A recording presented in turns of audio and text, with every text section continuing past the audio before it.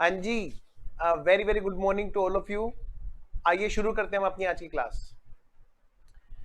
Accounting standard की class. One of the most most important class. बेटा हमारा कौन सा अकाउंटिंग स्टैंडर्ड चल रहा है जो हमारे एग्जाम में आया रखा है, समझ लो अकाउंटिंग स्टैंडर्ड 20, और बस खत्म होने वाला है। लेकिन इसमें बेटे हमें दो क्वेश्चन लेंदी लेंदी हैं जिनकी प्रैक्टिस करनी होगी। मतलब मैं ये कह सकता हूँ शॉर्ट में कि आज का जो हमारा अकाउंटिंग स्टैंडर्ड है, मतलब आज का जो हमारा लेक्चर है अकाउंटिंग स्टैंडर्ड का, उसके अंदर हमें अभी काफी इंपॉर्टेंट क्वेश्चन है जिनकी प्रैक्टिस करनी जरूरी है। मैंने आपके लिए दो क्वेश्चन सेलेक्ट किए हैं। आइए, लेकिन आगे बढ़ने से पहले एज यूजुअल हमेशा की तरह पहले मैं रिकॉल करूंगा, और मे बी कि आज का हमारा सारा लेक्चर AS20 में लग जाए, क्योंकि बेटे बिना क्वेश्चन की प्रैक्टिस के कोई फायदा नहीं है। चलिए मैं शुरू करता हूं। तो जी पिछली क्लास तक हमने क्या देखा, आइए जरा एक बार हम लोग छोटा सा रिकॉल करें।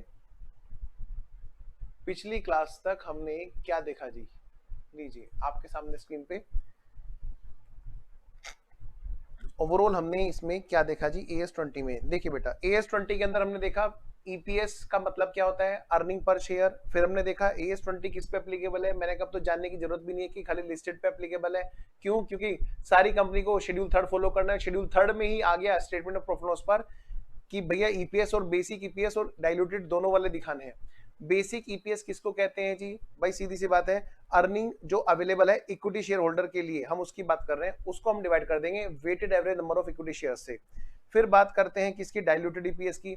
भाई हम इसको डिवाइड कर देंगे अगर इसी अर्निंग को, किस अर्निंग को? इसी वाली को जिसको हमने डिवाइड किया था ना ना ना ना ना ना ना, हम इसको अगर डिवाइड कर देंगे तो फिर से बेसिक ईपीएस निकल जाएगी। अब हम जो करेंगे, हम देखेंगे कि भाई जो फ्यूचर में होने वाले इक्विटी शेयर होल्डर हैं, जिनको अभी हम डिबेंचर होल्डर के नाम से इंटरेस्ट के रूप में या किसी और नाम से हम उनको कोई पेमेंट दे रहे हैं, अगर हम फ्यूचर में उनका नाम शेयर होल्डर कर देंगे तो देखा जाए तो आज ही की डेट में अगर वो शेयर होल्डर होते तो क्या डाइल्यूटेड मतलब एक्चुअल जो रियलिटी है ईपीएस वो क्या है। तो हम ऐसे केस में क्या करते हैं, डाइल्यूटेड अर्निंग निकालते हैं, diluted EPS diluted number of shares निकालते हैं, weighted average number of equity shares. तो ये क्या है भाई? पोटेंशियल इक्विटी बोलते हैं जिसको। Diluted number of equity share कैसे आते हैं भाई? एग्जिस्टिंग वाले शेयर्स में अगर हम जोड़ दें पोटेंशियल वाले इक्विटी शेयर्स तो हमारे बन जाते हैं diluted number of equity shares, और इसी से हम करते हैं अर्निंग्स को डिवाइड, तो बन जाती है डाइल्यूटेड अर्निंग्स पर शेयर।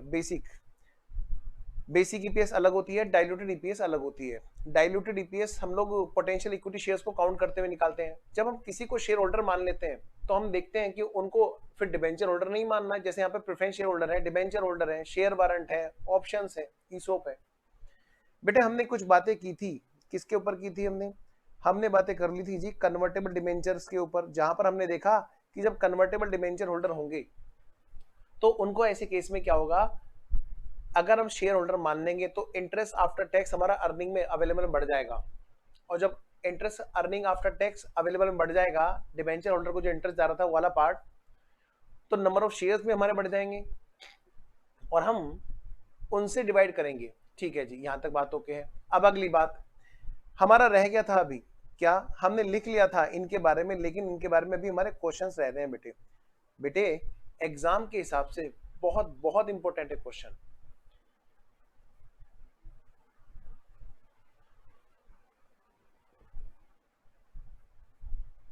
आइए मैं आता हूँ, लास्ट क्लास वाले क्वेश्चन को भी देखते हैं जी।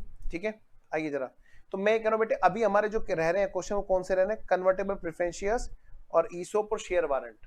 आइए जरा, शेयर वारंट तो खैर कुछ नहीं, लेकिन ना ईसोप और कन्वर्टेबल इनकी बात जरूर होगी। आइए जरा, तो मैं पहले सीधा सीधा काम की बात पे आता हूँ। बेटा एक बच्चे ने भी डाउट पूछा, सर पिछली क्लास का जो लास्ट में आपने क्वेश्चन कराया था, है ना, और सर जो लास्ट क्लास में आपने एग्जांपल दिया था उसमें सेकंड वाले में डाइल्यूटेड में, आइए मेरा कौन सा एग्जांपल है भाई? लास्ट वाली क्लास में जो हमने बातें की हों, आप इसकी बात कर रहे हैं। ठीक है जी, डाइल्यूटेड में। अब मैं आगे बात करता हूँ सेकंड केस में। अच्छा जी, यानी बच्चा बात कर रहा है, बच्ची बात कर रही है इस वाले की, सेकंड वाले केस की, और इसमें भी किसकी? डाइल्यूटेड की। ठीक है जी, डाइल्यूटेड की बात चल रही है यहाँ पर। इसमें बच्चे का डाउट है कि सर आपने नंबर ऑफ शेयर्स 4,40,000 लिया है, 4,40,000 लिया है, हाँ जी बेटा जी, 4,40,000 लिया है बेटा जी, बिल्कुल लिया है बेटा जी। तो एक मिनट शुभम, वहां पर कन्वर्टेबल, वहां पर कन्वर्टेबल ऑलरेडी कन्वर्टेड है तो वो ऐड क्यों किया बेटा? कौन से वाला कन्वर्टेबल है ये बताओ जरा।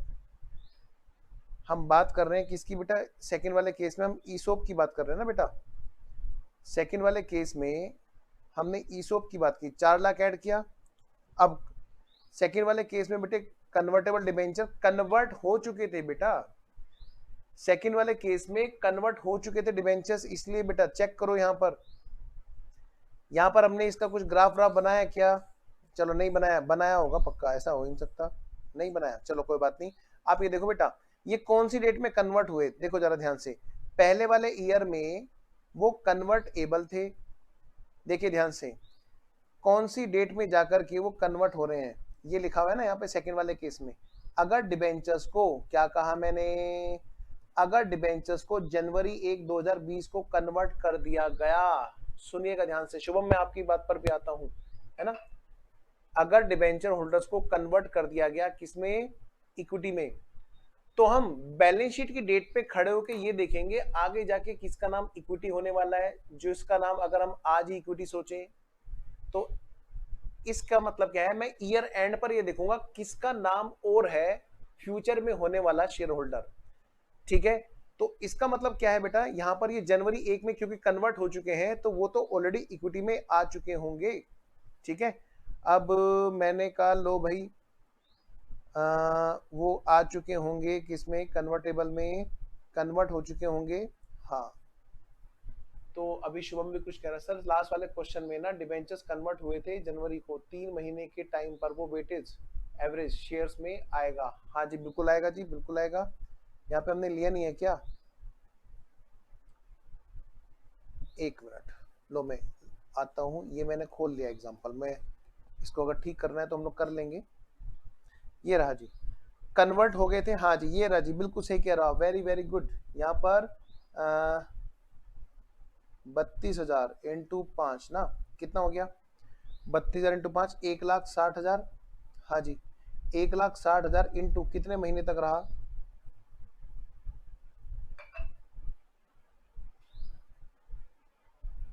हाँ, 1,60,000 इंटू कितने महीने तक रहा भाई ये? जरा चेक करो, जनवरी फरवरी मार्च, 3 महीने। यस बेटा जी बिल्कुल सही कह रहे हो आप। इसमें 3/12 ये आएगा जी, कितना आएगा? तो सर वो तो आज ही इक्विटी हो गया, इक्विटी में आना चाहिए, हाँ यस आना चाहिए बेटा, बिल्कुल आना चाहिए। कल अलार्म बज गया था ना शायद। आओ जी, कितना? 40,000। काउंट करो जी, काउंट करो जल्दी से, ये भी आएगा, बिल्कुल सही कह रहे हो आप, 40,000। तो इसका मतलब कितना हो गया बेटा, ये जल्दी से बताना जरा, कितना हो गया जी? ये हो गया 40 और प्लस 4 लाख, कितना हो गया बेटा? 4,80,000। Yes you are right. आइए जरा, क्या बन गई हमारी diluted? 39,78,800 divided by 39,78,800 divided by this one, 8 point something something, ये हमारी आ गई जी 8.2892। अब बताइए जी, सही है? बिल्कुल सही है आप अपनी जगह। आइए, इसीलिए लास्ट में जाते जाते ना हमेशा कुछ ना कुछ ये रहता है कैलकुलेशन में, अगर प्रेशर में हो जाए ना तो फिर वो चीज एक आधी इधर उधर हो ही जाएगी बेटे। आइए जरा बात करते हैं, लास्ट में कई बार क्या होता है ना कि जैसे सर क्लास ओवर कर दो, क्लास ओवर कर दो, ये ओवर हो गया, चलिए कोई बात नहीं। अभी सही है? पहले बताओ, पहले मुझे बताओ, डन लिखेंगे डन तो मैं मानूंगा कि हाँ भाई यहाँ तक ओके है, फिर मैं आगे की बात शुरू करता हूँ। सर क्वेश्चन में कन्वर्टेड है, इसका मतलब वो बढ़ाने चाहिए, 4 लाख में ऐड करूं, ऐड क्यों नहीं होगा, होंगे, हाँ कर रहे हैं ना बेटा यहाँ। अच्छा, मैं आपको एक बात बताता हूँ ध्यान से, क्वेश्चन का हमें डाटा स्टार्टिंग से दिया हुआ है बेटा, ध्यान रखना। और सेकंड वाला केस जो है ना, एक अजम्पशन के ऊपर बेस है कि सेकंड ईयर में कन्वर्ट हो गए बेटे, डाटा तो हमें स्टार्टिंग से दिया हुआ है ना। बताओ कहाँ से स्टार्ट है बाबू? क्यों बेटा? ये देखो, आउटस्टैंडिंग ड्यूरिंग 1920, बेटे वो तो पिछले साल से आउटस्टैंडिंग चले आ रहे हैं ना बेटा, इसी क्वेश्चन का पार्ट है ना, इसलिए। ठीक है दीक्षा, अच्छा चला, ओके डन। शुभम तुम भी लिखो डन, ताकि मैं आगे बढ़ूं। और आज हमें बेटे, आज भी हमारा लेक्चर ना इसकी प्रैक्टिस पे ही जाएगा, ठीक है ना। और हम लोग जब तक 2 क्वेश्चन खत्म नहीं कर देंगे हम लोग क्लास ओवर नहीं करेंगे। बड़ा अच्छा क्वेश्चन मैंने आपके लिए सेलेक्ट किए हैं, ठीक है जी। अच्छा, मैं एक चीज चाहता हूं कि मैं आपका ना टाइम बचाना चाहता हूं क्वेश्चन में। क्वेश्चन में किस तरह से टाइम बचेगा कि मैं आपको ना क्वेश्चन का सीधा सीधा ग्राफ बनवा दूं। उससे ये रहेगा कि भाई हमें ना क्वेश्चन को लिखने की जरूरत नहीं पड़ेगी। लिखिए, और ये सीए फाइनल वाले क्वेश्चन है, जो जब एएस सीए फाइनल से यहाँ पर आ गया तो फिर सीए फाइनल बोलने का कोई फायदा ही नहीं है।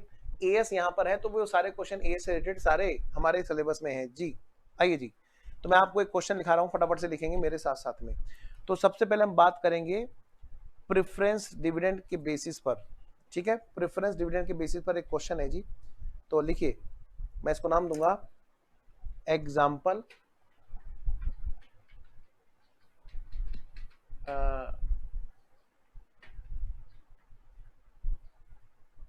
एग्जाम्पल नंबर 1, आज की क्लास का एग्जाम्पल नंबर 1। इसमें हमारे पास में क्या होगा जी, प्रेफरेंस होगा, प्रेफरेंस शेयर्स, वो भी बेटा कौन से, कन्वर्टिबल, एंड डिबेंचर्स भी होंगे। हेडिंग डाल लेना बस इसके ऊपर, ताकि आप जब एग्जाम के टाइम पे रिवाइज करो तो आसानी हो। डिबेंचर्स भी होंगे, वो भी कौन से बेटा, कन्वर्टेबल, ठीक है। आइए जरा, और हमें दोनों चीजें निकालनी होगी इस एग्जांपल में, डाइल्यूटेड भी और बेसिक भी। चलिए, बड़े प्यारे क्वेश्चन है, मन से करना। आइए जरा, तो मैं क्वेश्चन को बेटा सीधा ग्राफ पे लिख रहा हूं आपके सामने, ताकि आपका टाइम बचे। ये बातें ध्यान रखना कि आपको एग्जाम में मेरे हिसाब से तो बेटा ग्राफ बना लेना चाहिए, ताकि आपका टाइम बचे। कई बच्चे सोचते हैं कि सर ग्राफ में तो टाइम एक्स्ट्रा लगता है। नहीं जी, क्लियरिटी भी तो पूरी होती है। कम टाइम में गलत होने के चांस से अच्छा है ज्यादा टाइम में सही होने के चांसेस को बढ़ाना। लो जी, तो हमारा पहला जो ईयर है, ये जो ईयर है ये हमारा है फाइनेंशियल ईयर 21-22, ठीक है जी। फाइनेंशियल ईयर 21-22, और ये वाला हमारा ईयर है, सॉरी ये है हमारा 20-21। एग्जाम का क्वेश्चन है जी, जो हम लोग एग्जाम्पल में कर रहे हैं जी, ये हमारा 21-22। बेटा डेट कौन सी है जी, 1 अप्रैल 2020, 31 मार्च 2021, 1/4/2021, 31 मार्च 2022। आइए, क्वेश्चन में हमें क्या क्या दे रखा है जी, नीचे मैं उठा के लिख देता हूं फटाफट से। कहता है क्या है, सबसे पहले तो सुन लो मेरी बात। क्या जी, हमें क्वेश्चन में इस वाली डेट का कुछ डाटा दे रखा है। क्या डाटा है जी, इस वाली डेट की हमें इंफॉर्मेशन दे रखी है। लो जी, क्वेश्चन में इस वाली डेट की इंफॉर्मेशन दे रखी थी। क्या क्या दे रखा था जी, एक तो जिसमें ये बता रखा था, क्या, नंबर 1 बात, 10% कन्वर्टेबल डिबेंचर्स हैं, 10% कन्वर्टेबल डिबेंचर्स हैं, जिनकी फेस वैल्यू, जो कितने डिबेंचर्स हैं, नंबर 1 बात भाई ये 80,000 डिबेंचर्स हैं, और इनकी फेस वैल्यू कितने की है, 100 की। फ्यूचर में जाके कन्वर्ट होंगे 2:1 के रेट से कन्वर्ट होंगे। 2:1 का रेट दिया है, रेट दिया है for conversion, for conversion into, for conversion into equity shares. Future में जाकर के इनका नाम इक्विटी शेयर हो जाएगा, और कितने शेयर्स होंगे देखा जाए तो 80,000 इंटू 2/1, ठीक है जी। और क्या दे रखा है जी क्वेश्चन में, क्वेश्चन में दे रखा है जी, इनका नाम है 12%। अच्छा, ये जो परसेंटेज है ना, ये डिबेंचर्स की तो है 12%, और 10% है प्रेफरेंस शेयर्स की। इनका नाम है 10% कन्वर्टेबल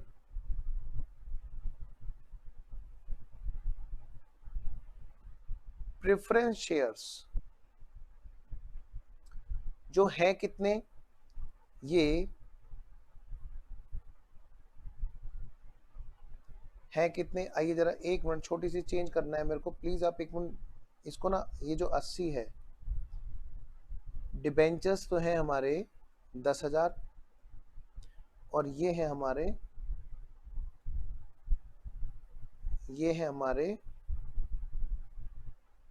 80,000। 80,000 तो प्रेफरेंस शेयर्स हैं और इनकी फेस वैल्यू भी 100 रुपये है। और ये कन्वर्टेबल थे 4:1 इनका रेशो, मैंने गलती से डिबेंचर का शेयर्स में लिख दिया था, ओके ये बात थी। अच्छा, इनका जो रेशो है वो क्या है जी, जो कन्वर्टेबल प्रेफरेंस शेयर्स हैं इनका है जी 2:1 का रेट है। मैं फिर बोल रहा हूँ, 10% कन्वर्टेबल प्रेफरेंस शेयर्स हैं, 80,000, फेस वैल्यू 100, ठीक है, और रेशो है 2:1, ठीक है, और उधर 10,000 डिबेंचर्स हैं, 12% नाम है, 100 वाले 4:1, ठीक है जी। 4 कन्वर्जन इनटू इक्विटी शेयर्स, ठीक है जी। अब मैं आगे बढ़ता हूं बेटे, क्वेश्चन में हमें और भी इंफॉर्मेशन दे रखी है, क्या, इस डेट पर, इसी डेट पर हमें दे रखा है डाटा क्वेश्चन ने कि इक्विटी शेयर कैपिटल, यहां पे हमें क्वेश्चन ने बता रखे इस डेट की, और वो इक्विटी शेयर कैपिटल जो है उसमें दो तरह की कैपिटल है। नंबर 1 जो फुल्ली पेड अप वाले हैं, नंबर 2 जो पार्टली पेड अप हैं,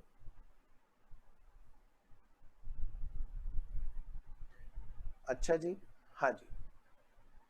फुल्ली पेड अप जो है वो कितने शेयर्स हैं जी, fully paid up equity shares जो हैं वो कितने शेयर्स हैं जी, ये भी नंबर ऑफ शेयर्स जो हैं 1,00,000 हैं, और वो वाले भी नंबर ऑफ शेयर्स जो हैं वो 1,00,000 हैं, ठीक है। फेस वैल्यू बेटे 10 रुपए की है, इनका पेडअप जो है पूरे 10 रुपए है फुल्ली पेडअप वालों का। ये जो पार्टली पेडअप है इनका जो पेडअप है वो है बेटा 5 रुपए। क्वेश्चन में जो इन्फॉर्मेशन दे रखी है उसका यूज करना है हमें अच्छे से। मैं ये मान रहा हूं कि आप साथ साथ नोट भी कर रहे हैं। आइए, करंट ईयर का जो नेट प्रॉफिट है, क्या कहा, करंट ईयर का, बल्कि नेट प्रॉफिट नहीं, क्वेश्चन ने कमाल की बात कर रखी है, कह रहा है मैं सीधा आपको अर्निंग्स अवेलेबल बता देता हूं, आपको मेहनत करने की जरूरत ही नहीं है। Available for equity share holder, इसका मतलब प्रेफरेंस डिविडेंड वाली अमाउंट घटाने के बाद की बात हमें क्वेश्चन में दे रखी थी। Earning available for equity share holder question ने खुद ही निकाल के दे रखी थी कि लो भाई ये है कितनी, 10 लाख रुपए की, है नहीं कमाल की बात, वाह वाह। ये तो क्वेश्चन बड़े प्यारे क्वेश्चन हो गए एग्जाम में। क्वेश्चन में हमें यहाँ पे बता रखी है कि यहाँ पर ना फेयर वैल्यू जो है, बेटा मैं इसको एक नाम दे सकता हूँ, फेयर वैल्यू बोल लो या बेटे मार्केट वैल्यू बोल लो, किसकी, ऑफ इक्विटी शेयर। क्वेश्चन ने हमें यहाँ पर market value of equity share दे रखी है, क्या दे रखी है, market value of equity share. आइए आगे बढ़ते हैं। क्वेश्चन में कुछ हल्का फुल्का डाटा हमारा सेकेंड ईयर का भी था, क्या था सर, सबसे पहले तो बेटे सेकेंड ईयर की हमें अर्निंग्स अवेलेबल दे रखी थी, earnings available for equity share holders, बेटे ये भी कितनी थी, 10 लाख रुपए की।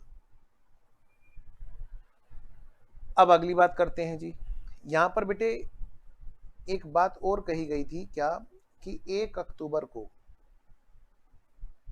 क्या कहा, 1 अक्टूबर को, ये रहा जी 1 अक्टूबर, 1 अक्टूबर को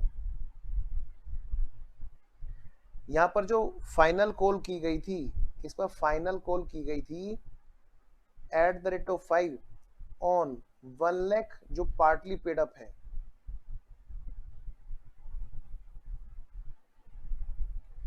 और वो रिसीव हो गई जी। अब यहां पर जाकर के वो शेयर बन गए थे फुल्ली पेड अप।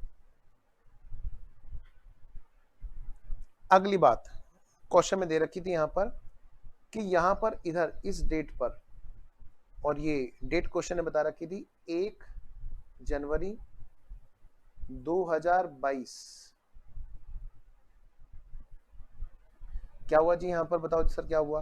बेटा यहां पर बोनस इशू किया था क्वेश्चन ने, बोनस शेयर्स इशू किए थे, और बेटा उसका रेट था 1:8 का। और क्वेश्चन ने यहाँ पर दे रखा था एक और चीज को, फेयर वैल्यू। क्या कहा, फेयर वैल्यू ऑफ शेयर दे रखी थी। फेयर वैल्यू मतलब बेटे market value of equity shares. तो उम्मीद है आपने नोट कर लिया होगा।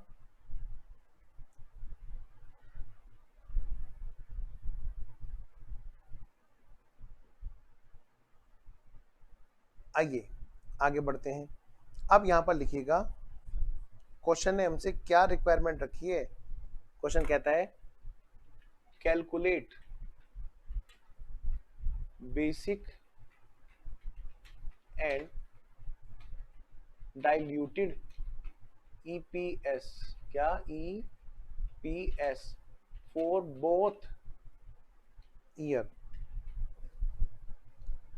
बेटा 75 है। अच्छा लिखी नहीं मैंने, ओके 75 है बेटा जी।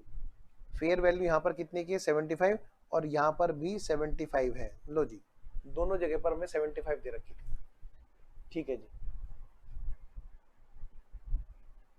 तो क्वेश्चन हमारे सामने है जी।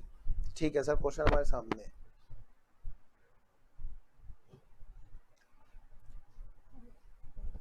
अब इस क्वेश्चन में एक लाइन में और डाल रहा हूं, जिसको आपको जब मैं दिखाऊं तो फिर बेटा पेन मत चलाना। यहाँ पे मैं कुछ आपको बात बता रहा हूँ। क्या सर बताओ। बेटे आप सब लोगों ने ईसोप पढ़ रखा है। हाँ सर, तो आप यहाँ पर हेडिंग में डाल दो कि यहाँ पर हमारे साथ में ईसोप भी मिलने वाला है। देखिए एंड ईसोप एंड ईसोप। लो जी, सब बताओ ईसोप की क्या बात बताओगे। आप याद करो ईसोप में आपने क्या क्या पढ़ा था। सर हमने पढ़ा था एम्प्लॉइज को लॉक इन पीरियड दिया जाता है, नंबर ऑफ शेयर्स पर एम्प्लॉय के हिसाब से ऑप्शन दिया जाता है कि एम्प्लॉय आप चाहो तो इतने शेयर्स खरीद सकते हो। फिर हम क्या करते हैं, हर ईयर के एंड पे देखते हैं कितने एम्प्लॉइज पहुंचने वाले हैं, कितने एम्प्लॉइज पहुंचने वाले हैं। बिल्कुल सही बात है। तो हम देखते हैं कितने एम्प्लॉइज पहुंचने वाले हैं, वो कितने शेयर्स खरीदेंगे, यानी कि इतने शेयर्स हम इशू करेंगे, और उस पर हमें हर साल का कुछ अपना खर्चा सा रिकॉर्ड करना होता है, जिसको हम ईसोप के नाम से रिकॉर्ड करते हैं। ये बेटे आपको याद होगा। आइए, मैं ये कह रहा हूँ क्वेश्चन ने तो टेंशन ही खत्म कर दी। क्वेश्चन ने कहा कि भाई साहब हम आपको पहले बता रहे हैं, यहां पर हमने देखा, क्या देखा, ईसोप आउटस्टैंडिंग, यानी कि क्वेश्चन ने नंबर ऑफ शेयर्स और एम्प्लॉय जो पहुंचने वाले हैं उससे मल्टीप्लाई करके दे दिया हमें अपने आप ही। कह रहे ईसोप आउटस्टैंडिंग दिख रहे हैं यहाँ पे 10,000 के। कितने के बेटा, 10,000 शेयर्स खरीदने के लिए हमें दिख रहा है कि फ्यूचर में 10,000 एम्प्लॉय 10,000 शेयर्स हमें देने पड़ेंगे। और इसका बेटे एक्सरसाइज प्राइस भी क्वेश्चन ने बता रखा है। कमाल की बात, वाह वाह वाह वाह वाह वाह। अब जब क्वेश्चन हमें बता रहा है कि कितने रुपए का एक्सरसाइज प्राइस होगा, एक्सरसाइज प्राइस वो हमें क्वेश्चन ने बता दिया जी 60 रुपए पर इक्विटी शेयर। ये भी हमें क्वेश्चन ने बता दिया। तो हमें ये देखना होगा फर्स्ट ईयर के एंड पे जाकर के कि कितने लोग हैं जो फ्यूचर में जाके जिनका नाम शेयर होगा, वो बोलेंगे हम potential equity share. First year के एंड पे जाकर के हम एक और चीज देखेंगे, कितने कन्वर्टेबल डिबेंचर्स के इक्विटी शेयर्स बनने वाले हैं, वो बन जाएंगे पोटेंशियल इक्विटी शेयर। हम फर्स्ट ईयर के एंड पे जाकर के देखेंगे कि कितने डिबेंचर होल्डर का नाम इक्विटी शेयर होने वाला है, वो बन जाएंगे पोटेंशियल इक्विटी शेयर। तो जब हमसे पूछेगा बेसिक ईपीएस तो हम खाली शेयर से डिवाइड करेंगे एवरेज करके, लेकिन जब पूछेगा डाइल्यूटेड तो हम इन तीनों पोटेंशियल को भी वेटेड एवरेज में जोड़ करके डिवाइड कर देंगे। लेकिन ध्यान रहे अर्निंग का हिसाब किताब भी लगाना पड़ेगा। चलिए, तो मैं उम्मीद कर रहा हूं कि यहां तक सब बात ओके है बच्चों को? क्वेश्चन क्लियर है पहले बताओ, क्योंकि अगर क्वेश्चन क्लियर नहीं है तो फिर आंसर तो क्लियर हो नहीं सकता। क्वेश्चन पहले क्लियर होना जरूरी है कि जी क्वेश्चन क्या है, हमें समझ में आ गया। बेटे बताना एक बार, फिर हम लोग शुरू हो जाते हैं। तो मैं शुरू करना चाहता हूं जी सॉल्यूशन। शुरू करें? बेटा एक बार प्लीज मुझे बताओ, क्वेश्चन में कोई डाउट किसी तरह का, एकदम क्लियरिटी है? अब हम यहां पर निकालेंगे जी, क्या निकालेंगे जी? हम यहां पर निकालेंगे जी दोनों साल के लिए अलग अलग चीजें।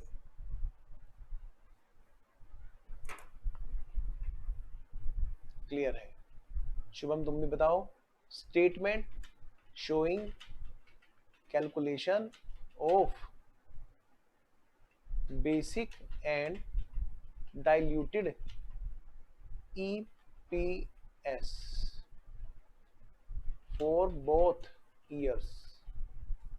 बेटे जो पहले वाला ईयर है वो कौन सा है? फाइनेंशियल ईयर कौन सा? 2021। तो बताओ बेटे हम कौन सी डेट पर निकाल रहे होंगे ये ईपीएस? किस पे, कौन सी डेट पे निकाल रहे होंगे? एज एट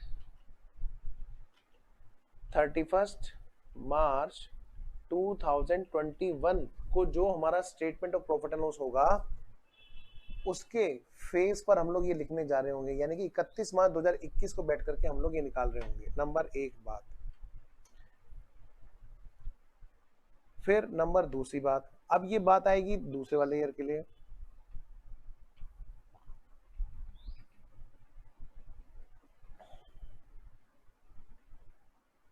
इक्कीस बाईस के लिए।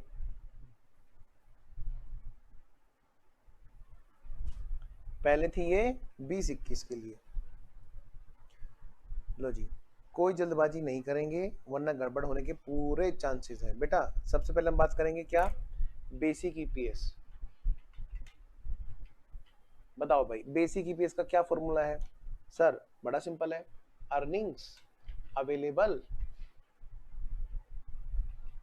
For equity share holders. और उसको सर हम क्या करते हैं सर, उसको ना हम सर डिवाइड कर देते हैं सर। उसको हम क्या कर देंगे बेटा, हम लोग क्या करेंगे उसको डिवाइड कर देंगे। किससे डिवाइड करेंगे बोलो?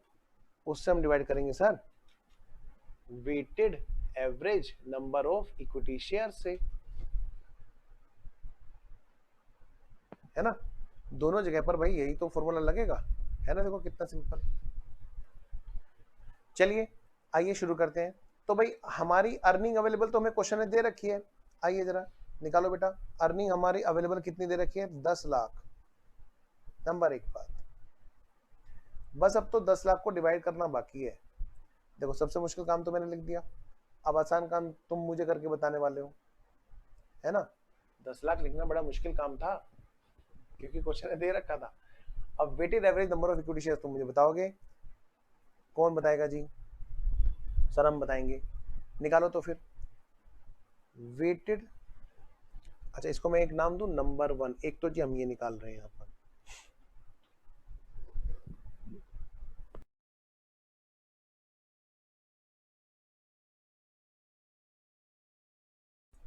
हाँ जी तो यहाँ पर weighted average number of equity shares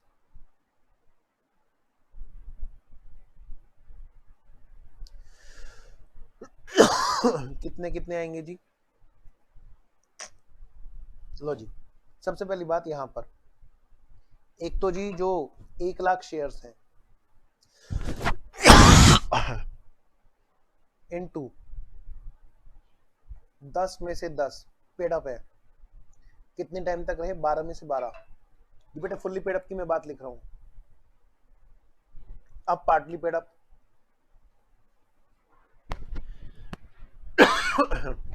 जो 1 लाख शेयर्स हैं वो 10 में से 5 रुपए पेड अप है बस, और ये 12 में से 12 महीने तक आउटस्टैंडिंग है, यानी कितना हो गया बेटा? 50,000। सर ये और भी किसी चीज को काउंट करोगे? नहीं जी, बाकी सब तो बेटे पोटेंशियल है, उनकी काउंटिंग नहीं होगी। 1,50,000, तो हम यहाँ पे क्या करेंगे, 1,50,000 से इसको डिवाइड कर देंगे। तो बेटा जी 10 लाख डिवाइड बाई 1,50,000 कितना हो गया जी? 6.66 बार। ये आ गई हमारी बेसिक ईपीएस।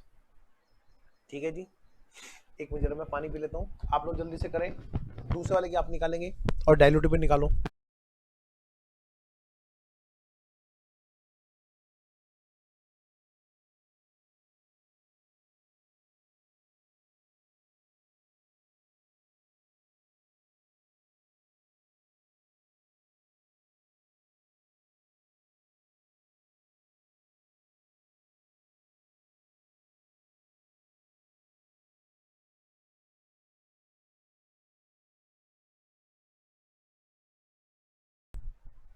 आइए जी बेटे, दूसरे वाले केस में क्या होगा? सर यहाँ पे भी ऐसे ही होगा।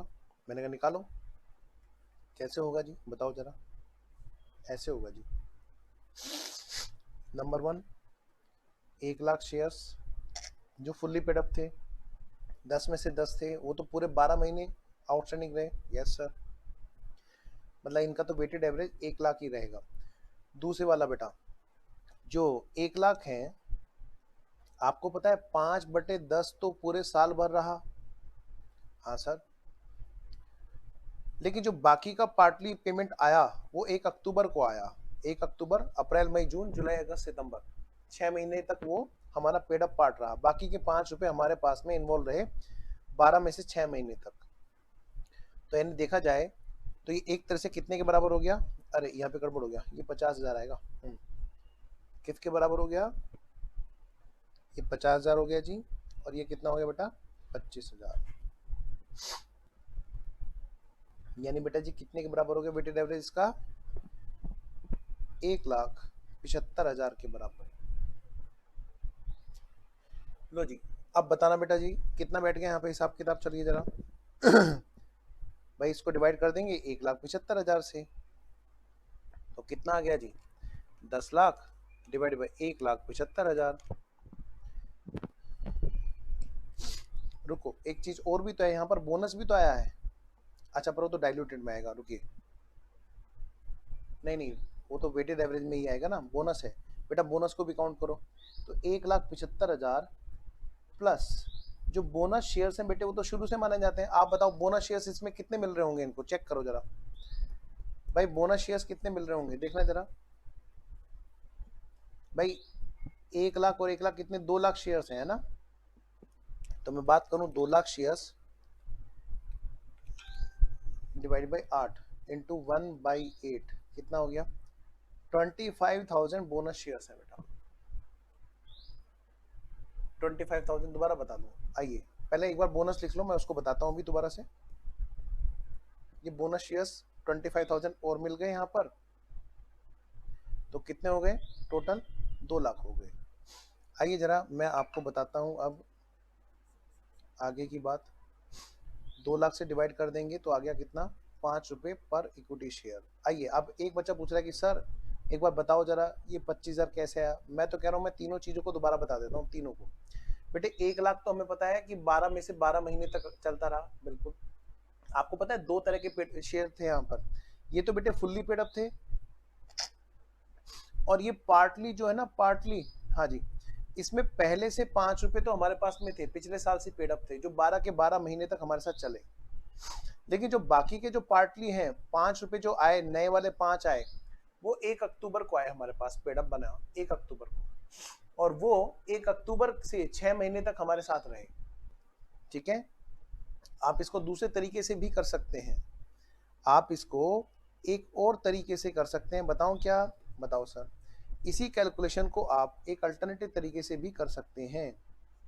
भाई 1,00,000 तो इंटू 10/10 इंटू 12/12 कितना? 1,00,000।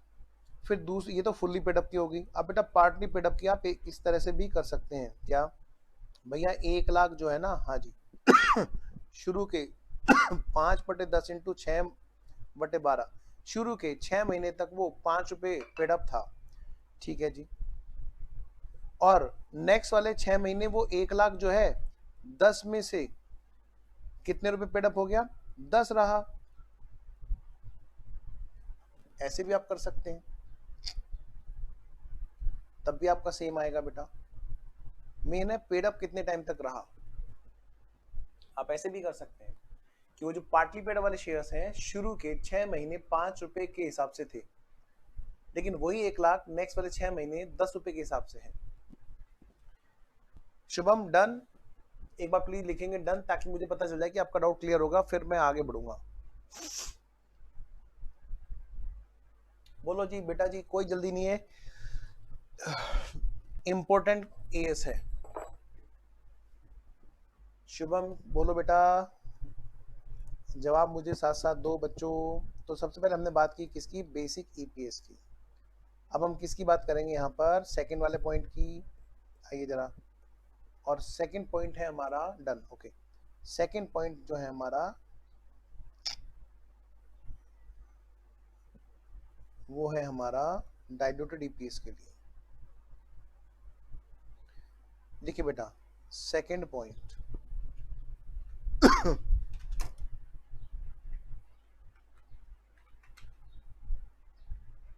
ओके दीक्षा बेटा, डाइल्यूटेड ईपीएस पहले वाला ईयर कौन सा है जी, अच्छा ये वाला। तो जी पहले वाला ईयर तो हमारा ये वाला है, और ये जो दूसरे वाला ईयर है जी ये कौन सा है, अच्छा दूसरे वाला ईयर हमारा ये वाला है।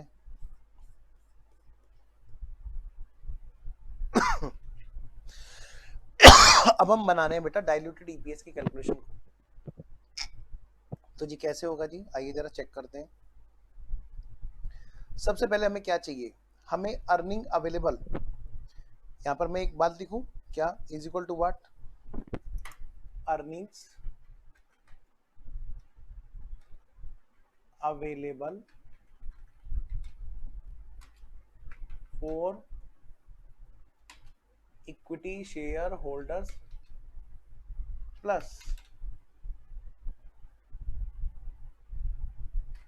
अर्निंग्स ऑफ पोटेंशियल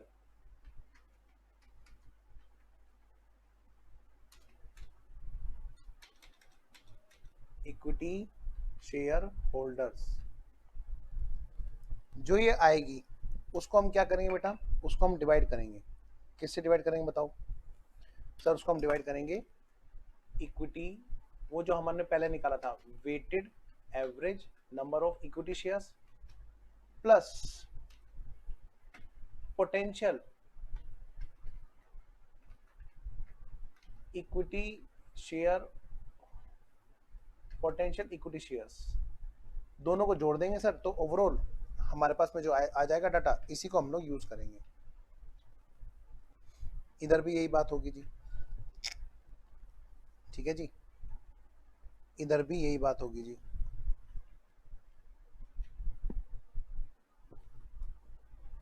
ठीक है बेटा जी, चलिए आइए जी शुरू करते हैं। अब तो भाई पहले अर्निंग अवेलेबल को फाइनल कर लेते हैं। लो बेटा जी, तो मैं ये कह रहा हूँ बेटा अर्निंग अवेलेबल हमारी कितनी होगी, सोच के देखो जरा भाई। 10 लाख तो पहले से ही है, प्लस एक तो अब अगर इनका नाम शेयर होल्डर हो गया तो दो लोगों पे बात आएगी। सबसे पहले बात आएगी किस पे, सबसे पहले बात आएगी किस पे, सबसे पहले बात आएगी जी हमारा इन पे, ये जो हमारे कन्वर्टेबल डिबेंचर होल्डर्स हैं। कन्वर्टेबल डिबेंचर होल्डर्स जो हैं, कन्वर्टेबल डिबेंचर होल्डर्स को इंटरेस्ट नहीं देना पड़ेगा। बताओ कितने रुपए दिया जा रहा था, आफ्टर टैक्स की बात करेंगे, ध्यान रखना। कन्वर्टेबल डिबेंचर होल्डर जो हैं उनको इंटरेस्ट कितना दे रहे थे, बताना जरा बेटा। सर उनको इंटरेस्ट देना पड़ रहा था, सिंपल सी बात है सर, निकाल लेंगे, निकालो भाई। 10,000 इंटू 100, ये तो आ गई इसकी फेस वैल्यू, मतलब मैं कह सकता हूँ 10 लाख रुपए की फेस वैल्यू के डिबेंचर्स थे। हाँ बेटा, उसकी बात भी करेंगे बाबू। अर्निंग अवेलेबल वो खाली इक्विटी शेयर के नाम का दे रखा था, अभी तक जो क्वेश्चन है दे रखा था। अब हम उसमें प्रेफरेंस वाली बात को भी वापस ऐड कर देंगे। वेरी गुड, यही बात करनी है शुभम। तो पहली बात तो भाई, अगर ये डिबेंचर होल्डर ना होते तो अर्निंग कितनी होती। अगर प्रेफरेंस शेयर्स नहीं होते तो ये earning available for equity share holder कितनी होती। तो जरा देख लेते हैं। जब ये प्रेफरेंस शेयर होल्डर है, जब ये डिबेंचर होल्डर है, तो इनको क्या मिल रहा है, वो नहीं मिला करेगा, फिर वो एज ए इक्विटी मिला करेगा, यानी इक्विटी के पार्ट में जुड़ जाएगा फिर। लेकिन जुड़ेगा कितना ये देखना पड़ेगा आफ्टर टैक्स। आइए जरा भाई, इसको दे कितना रहे थे, इसको दे रहे थे जी 12%। मतलब कितने का इंटरेस्ट, 1,20,000 का हम इनको इंटरेस्ट दे रहे थे। नंबर एक बात। अब आती है बेटे नंबर दूसरी बात। ये जो इंटरेस्ट जा रहा था, बिल्कुल सही बेटा दीक्षा, ये जो इंटरेस्ट जा रहा था बेटे, कंपनी है तो कंपनी पे तो 30% टैक्स लगता है, बिल्कुल सही बात है। तो इसमें से हम लोग क्या करेंगे, पहले टैक्स घटाएंगे। 1,20,000 में से 30% अगर मैं टैक्स घटा दूं तो बताओ बेटे क्या बचा, 84,000। 1,20,000 में से मैं 30% घटा दूं तो 84,000, ये वो अमाउंट है 84,000 जो अब नहीं जाया करेगा। अगर इनका नाम हम आज ही कर दें इक्विटी शेयर होल्डर, तो ये amount earning available after tax में बढ़ जाएगा। ठीक है जी, जरा प्रेफरेंस की बात भी निपटा लेते हैं। बताओ सर, इनकी भी कैलकुलेशन कर लेते हैं। बेटे कितने शेयर्स हैं, 80,000, और एक एक शेयर बेटे 100 रुपए का है। बेटा 10% के हिसाब से कितने का डिविडेंड बैठा जी, 8 लाख रुपए का डिविडेंड बैठा। जो ये 8 लाख रुपए का डिविडेंड बैठा है, बताओ बेटे इसमें से कुछ टैक्स घटाऊं क्या, नहीं, क्योंकि डिविडेंड जब भी दिया जाता है, चाहे वो इक्विटी को दें चाहे प्रेफरेंस को दें, वो ऑलरेडी आफ्टर टैक्स वाले में से दिया जाता है। इसका मतलब अगर प्रेफरेंस शेयर होल्डर ना हो करके इक्विटी बन जाएंगे तो 8 लाख रुपए earning available for equity share holder में इंक्रीज हो जाएगा। और इसमें से कोई टैक्स घटाने की जरूरत नहीं है, क्योंकि उनका तो अमाउंट जो 8 लाख जा रहा था वो पहले से ही आफ्टर टैक्स वाले में से जा रहा था, यानी कि यही सीधा सीधा इंक्रीज हो जाएगा। है ना कितनी प्यारी बात। चलिए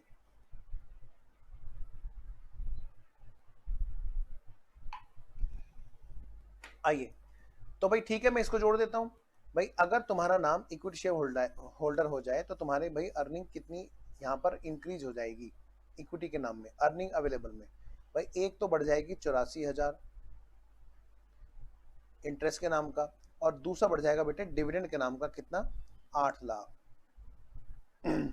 तो बेटा ये कितनी अमाउंट हो जाएगी, इसको हम डिवाइड करेंगे। जब हम पहले यहाँ पे लिख रहे हैं, इसको बाद में लिखेंगे, वेटेड एवरेज कितने शेयर्स हैं, 18,84,000। अब डिवाइड किससे करेंगे, ये weighted average number of equity share plus potential. आइए जरा वो कौन से हैं, वो पोटेंशियल वाले कौन से हैं, आइए उनको कैलकुलेट करते हैं। सबसे पहले मैं लिख लूंगा वेटेड एवरेज, जो मुझे पहले से पता है, weighted average number of equity shares. Sir कहाँ पता है बेटा, क्वेश्चन में अभी तो हमने निकाले थे। पहले साल के 1.5 लाख और दूसरे वाले साल के 2 लाख। पहले साल के 1.5 लाख, दूसरे साल में 2 लाख।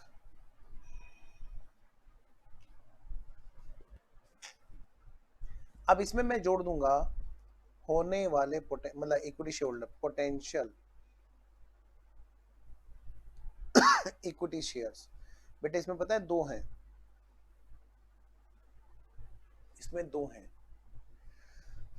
एक तो बेटे कन्वर्टेबल जो डिबेंचर्स हैं वो कितने इक्विटी शेयर्स में बदल जाएंगे, दूसरा जो कन्वर्टेबल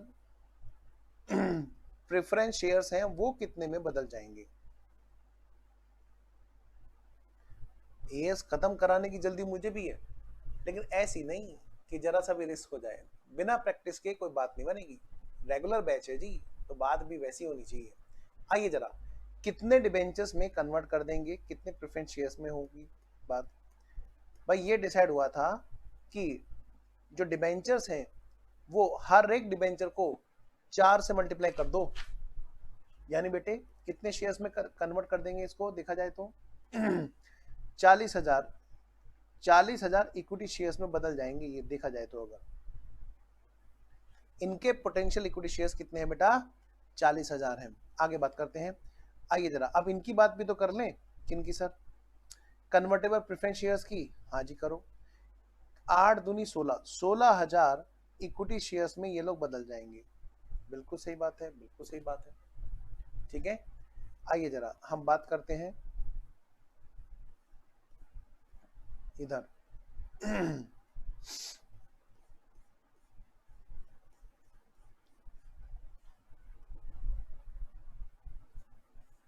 कितने हो गए जी, इनके हो गए जी 40,000 और उनके हो गए जी कितने बेटा, 16,000। 40,000 और ये हो गए बेटा अपने कितने, 16,000। चलिए अब बताइए बेटा टोटल कितना हो गया, फटाफट से लिख के भेजना एक बार लिख के भेजो जल्दी जल्दी। अब की और फिर ये वाला क्वेश्चन करेंगे। हाँ जी, 1,50,000 और प्लस 40,000, 60,000, 1,60,000 आएगा। अच्छा हाँ सही कह रहे हो, 80,000 है ना, तो ये 1,60,000 आएगा। यस बेटा यू आर राइट, 1,60,000। जल्दी ऐड करो। तो भाई 1,60,000 प्लस 40,000, ठीक है जी, और कितना हो गया, प्लस 1.5 लाख, 3,50,000। चलिए अब इधर बात करते हैं। 3,50,000 से आप डिवाइड करोगे तो बेटा कितना आएगा, हाँ ईसोप, यस यू आर राइट, ईसोप भी तो है भाई, ईसोप की बात भी तो करेंगे। यस यू आर राइट बेटा, ईसोप भी तो ऐड करेंगे, ईसोप भूल गए, ईसोप ऐड करेंगे बिल्कुल। अब ईसोप में मैं कितने शेयर ऐड करूंगा, बस बेटा बस अब यही कैलकुलेशन आपको सिखानी है, जिसकी वजह से ये क्वेश्चन लिया है हमने। ये देखो जी अब सुनना मेरी बात को ध्यान से। हाँ रुको अभी दीक्षा, अभी ईसोप भी हमें काउंट करना है बेटे। ये जो ईसोप है, ईसोप होता क्या है, आपने पढ़ रखा है, एम्प्लॉय स्टॉक ऑप्शन प्लान। पहले तो ये बताओ हम लोग ईसोप में कैलकुलेशन कैसे करेंगे। सर हम लोग करेंगे सर ईयर एंड पे देखेंगे। अच्छा ईयर एंड पे, हाँ हम किस जगह पे बेसिक ईपीएस और डाइल्यूटेड ईपीएस निकाल रहे हैं, हम ईयर एंड पे निकाल रहे हैं। तो हम बेटे इस जगह पर आकर के हम क्या करेंगे, हम यहाँ पर आकर के आगे की तरफ देखेंगे। हम यहाँ पर आकर के बेटे आगे की तरफ देखेंगे। ये आंखें हैं जो आगे की तरफ देख रही हैं ये आंखें हैं जो आगे की तरफ देख रही हैं। किस जगह पर देख रही हैं कि ये यहाँ पर जाकर के जब कल को किसी डेट पर, जब चाहे ये यहाँ पर है चाहे आगे जाकर के किसी भी डेट पर, भाई ये आगे की तरफ जाकर के फ्यूचर में कितने शेयर्स हम इसको देंगे, है ना। अब इस केस में ये देखना होगा कि भाई ये जो शेयर है इसके अंदर से जो बोनस वाला पार्ट है और पेड अप वाला पार्ट है वो हमें अलग करना होगा। बेटा देखो जरा ध्यान से, पहले तो ये देखो ईयर एंड पर हमारा जो शेयर है वो कितनी फेयर वैल्यू का है। हमने कहा भैया ईयर एंड पे देखा तो पता चला कि जो शेयर है उसकी फेयर वैल्यू कितनी है, 75 रुपए है। तो कायदे से हम ईयर एंड पर जब भी हम बात करेंगे तो फेयर वैल्यू के बेस पे बात करेंगे। तो हमने देखा भैया 75 रुपए का शेयर जो है हम उसको कितने रुपए में दे रहे हैं। हमने कहा भाई लगा लो हिसाब किताब, ये रहा जी एक्सरसाइज प्राइस, 60 रुपए का एक्सरसाइज प्राइस है, हम उसको इतने रुपए में दे रहे हैं। अगर देखा जाए बेटा 60 रुपए हमारी जेब में आ गए क्या, जल्दी से बताओ बेटे, 60 रुपए हमारी जेब में अभी आ गए कि आगे जाकर के आएंगे। 60 रुपए हमारी जेब में अभी आ चुके हैं कि आगे जाकर के आएंगे। सर ये तो आगे जा करके आएंगे, आगे कहीं किसी डेट पर मिलने वाले हैं एम्प्लॉइज, वो हमें 60 रुपए देने वाले हैं। बिल्कुल सही। मैंने कहा आप बताओ उनको कितने का सामान देने वाले हो? सर 75 रुपए का। तो बेटा 75 रुपए में से 60 रुपए पेडअप जेब में आए नहीं है तो मैं अभी उसकी काउंटिंग नहीं करूंगा। मैं काउंटिंग कब करूंगा? जब जिस डेट से मेरे को पेडअप बन जाएंगे, अभी वो इक्विटी शेयर होल्डर की लाइन में नहीं लग पाएंगे। हाँ, फ्यूचर में 15 रुपए मैं उनको फ्री देने वाला हूं और वो इसी ईयर की वजह से, है ना। इसका मतलब यहां पर हम इसका बोनस वाला पार्ट काउंट करेंगे। बेटा ये बताओ कोई एम्प्लॉय छोड़ के गए हैं क्या? सर ऐसी तो कोई बात नहीं लिखी है, ऐसी कोई बात नहीं लिखी है। फिर तो बेटा बस पक्की बात, यही चीज हम यहां पे मानेंगे कि यहां पर भी 10,000 ऑप्शन थे, कोई छोड़ के नहीं गया था। और आगे जाकर के भी हमें 10,000 ईसोप दिख रहे हैं। सर क्या यहीं पर वेस्टिंग होनी है? नहीं, ये बात इससे भी आगे की है। क्वेश्चन में पूरी बात बता नहीं रखी कब जाके ऑप्शन वेस्ट होंगे। बस इतना ध्यान रखो, हर ईयर के एंड पर हम देख रहे हैं आगे जाकर के कितना पार्ट हम फ्री में देने वाले हैं, वो बोनस कंसीडर अभी करना है। पेडअप तो जिस डेट पे आएगा सो आएगा। तो इन 10,000 के अंदर हमने देखा कि भैया हम जो 10,000 शेयर देने वाले हैं इन 10,000 शेयर्स के अंदर से जो फ्री वाला पार्ट है वो ढूंढना है। सर ये 10,000 शेयर्स कितने वाले हैं बताओ जरा। बेटा ये फेयर वैल्यू देखो ईयर एंड पर हमने देखा 75 की है, तो 75 में से कितना पार्ट है जो आप फ्री में दे रहे हो? 15 रुपए। ओ, तो that is your bonus part, that is always counted right from the beginning.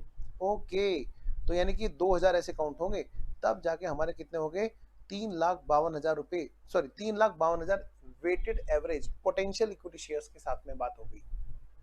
यानी कि जो हमारी डाइल्यूटेड ईपीएस है वो डाइल्यूटेड नंबर ऑफ शेयर्स पे आएगी। डाइल्यूटेड मतलब existing weighted average equity share plus potential जो होने वाले इक्विटी शेयर्स है। ठीक है, तो चलिए जी 3,52,000 से हम लोग डिवाइड करेंगे 3,52,000 से हमने डिवाइड किया तो हमारी जो डाइल्यूटेड ईपीएस आई वो कितने की आई? 18,84,000 डिवाइड बाई 3,52,000, 5.35।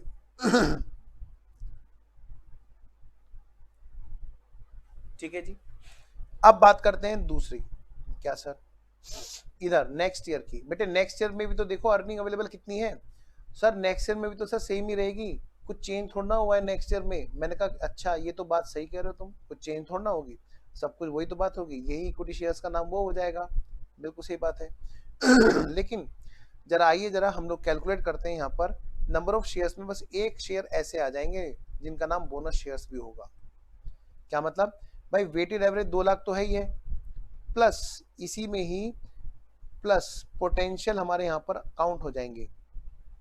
पोटेंशियल में कन्वर्टेबल डिबेंचर्स के, दूसरी बात कन्वर्टेबल प्रेफरेंस शेयर्स के। भाई ये 40,000 और ये 1,60,000 ये भी आ गए, और मैं तो कहता हूँ हो गया काम। नंबर 3 बेटे बोनस वाले भी आ गए सॉरी बोनस नहीं, ईसोप, ईसोप का बोनस वाला पार्ट भी हमारा आ गया।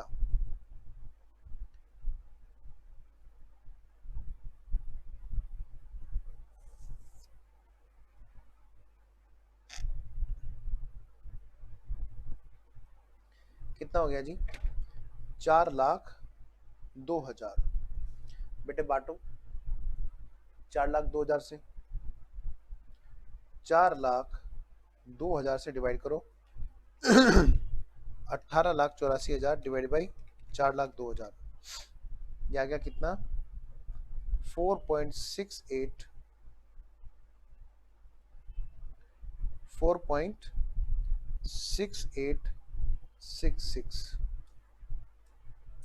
प्लीज मुझे एक बार जल्दी से बताएं क्लियर है क्या, फिर हमें अगला क्वेश्चन करना है अगला क्वेश्चन और भी ज्यादा प्यारा है जी, आप ही समझ लो सबसे ज्यादा चीजें जो अगर हमें मिलने वाली हैं वो अगले क्वेश्चन में मिलने वाली है प्लीज मुझे बताएं यहां तक सब ओके है क्या, फिर मैं आगे चलता हूं।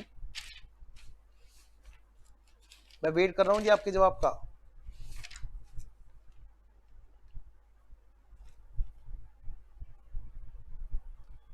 हाँ जी बेटा जल्दी बोलो, लिखेंगे डन ताकि मैं आगे बढ़ सकूं, मैं रुक रहा हूं, आप ही के लिए रुका हुआ हूं अभी।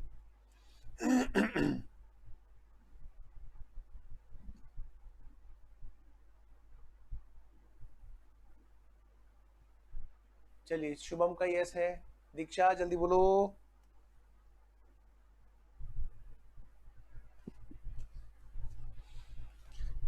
दीक्षा का जवाब नहीं आया जी। आइए जरा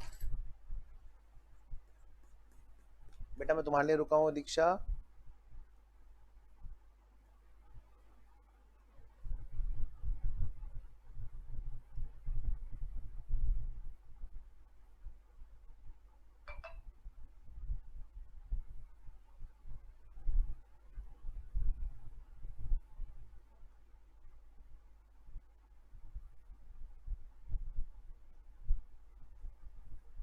डन, ओके। आइए, अब जो मैं क्वेश्चन दिखाऊंगा उसको लिखना बेटे, वेरी वेरी इंपॉर्टेंट, वेरी, क्या कहा मैंने, वेरी वेरी इंपॉर्टेंट।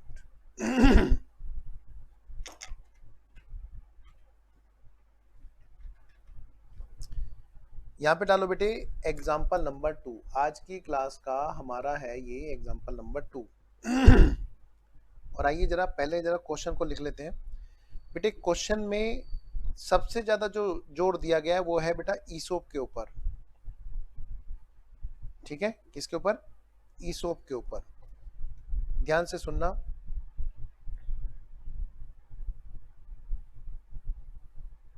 एक,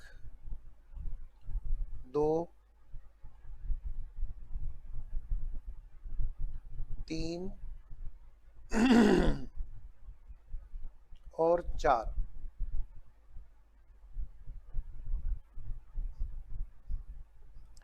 हमें बेटे 4 साल की बात दे रखी है, 1, 2, 3, 4। और हमें बता रखा है, क्या बता रखा है जी, कि हमारा जो वेस्टिंग पीरियड है वो 3 साल का है। तो मैंने यहां पे लिख दिया वेस्टिंग पीरियड।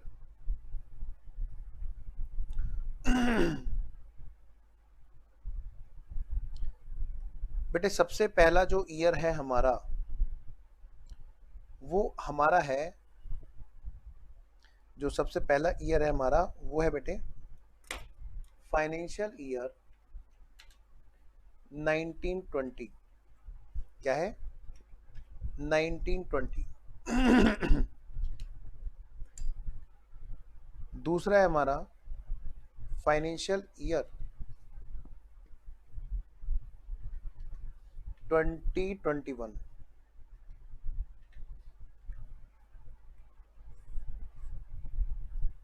फिर नेक्स्ट है हमारा 21-22।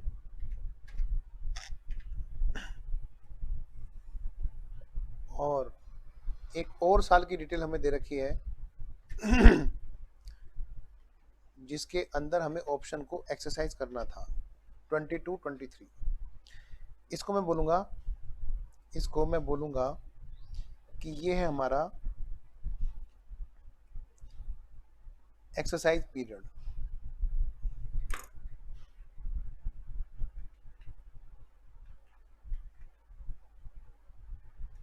एक्सरसाइज पीरियड जिसके अंदर हमें ऑप्शन को एक्सरसाइज कर लेना होता है, अदरवाइज ऑप्शन लैप्स हो जाते हैं।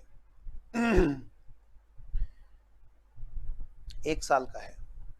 अब क्वेश्चन में देखो बेटे हमें क्या क्या डाटा दे रखा है, ध्यान से सुनना, क्योंकि यहाँ पर सबसे ज्यादा जो रोल है ना वो ईसोप के ऊपर बेस्ड है। समझ लो आपका एक तरह से ईसोप का चैप्टर ही पूरा रिवाइज हो रहा है एक तरह से देखा जाए तो। अब क्वेश्चन ने हमें यहाँ पे क्या क्या दे रखा है जी, हमें यहाँ पर क्वेश्चन ने दे रखा है जी, एक तो जी हमें बता रखे हैं एम्प्लॉइज, E4 एम्प्लॉइज। एक तो बेटे हमें एम्प्लॉइज बता रखे हैं, एम्प्लॉइज हमारे हैं कितने, 600। कितने हैं बेटा, 600। और ये जो फर्स्ट ईयर का एंड आ रहा था उससे पहले पहले यहाँ पर कुछ एम्प्लॉइज छोड़ करके चले गए, 15 एम्प्लॉय ने छोड़ दिया। तो अगर देखा जाए तो यहाँ पर जो एम्प्लॉइज जो एक्चुअल में बचे हुए हैं, मैं एक वर्ड जोड़ूंगा इनके साथ में, मैं एक वर्ड जोड़ूंगा यहाँ पर इनके साथ में। जब 15 चले गए हैं तो भाई एक्चुअल में बचे कितने हैं, है ना, एक्चुअल में कितने रिमेन है, वो ये है। लेफ्ट कर गए 15, 15 छोड़कर चले गए, ठीक है जी। ऐसी बेटे कुछ दूसरे साल की भी कहानी है, ऐसे ही हमारी कुछ दूसरे साल की भी कहानी है। दूसरे साल में भी क्या हुआ, एम्प्लॉय छोड़ करके चले गए थे, कितने, दूसरे साल में चले गए जी 20। तो अगर मैं देखूं सेकेंड ईयर के टाइम पर मैंने ये देखा कि भाई एक्चुअल में जो एम्प्लॉयज हैं वो कितने हैं। अच्छा पहले यहाँ का ठीक करो, यहाँ पर 600 थोड़ा, जब आप चले गए 600 में से 15 चले गए तो कितने बचे, 585 बचे, ठीक है जी। और यहाँ पर 585 में से भी आप घटा दो, कितने घटा दोगे, 585 माइनस 20, 585 माइनस 20 कितने हो गए, 565 बचे हुए हैं एक्चुअल में। नेक्स्ट फिर बात करते हैं इधर, कह रहे थर्ड ईयर में भी कुछ एम्प्लॉयज हमारे छोड़ करके चले गए, और यहाँ पर क्वेश्चन में खुद ही बता रखा है कि जो एक्चुअल एम्प्लॉयज हैं वो कितने हैं, 554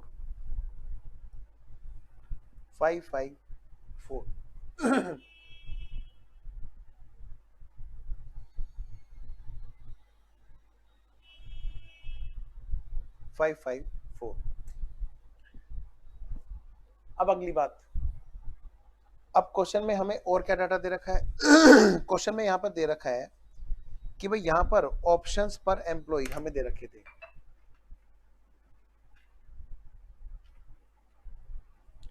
एक एम्प्लॉय को कितने शेयर खरीदने का ऑप्शन था, इज इक्वल टू 100 शेयर्स खरीदने का ऑप्शन था।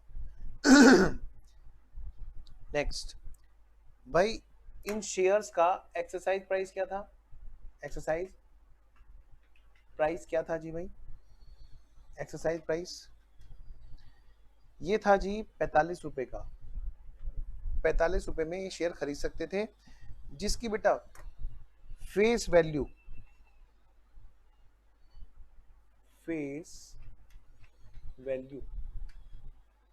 बेटा वो दे रखी थी क्वेश्चन में कि वो थी 10 रुपए। बेटा समझते रहना, क्योंकि समझने में भी आपको टाइम चाहिए होता है, वो साथ साथ समझते रहोगे क्वेश्चन लिखते लिखते।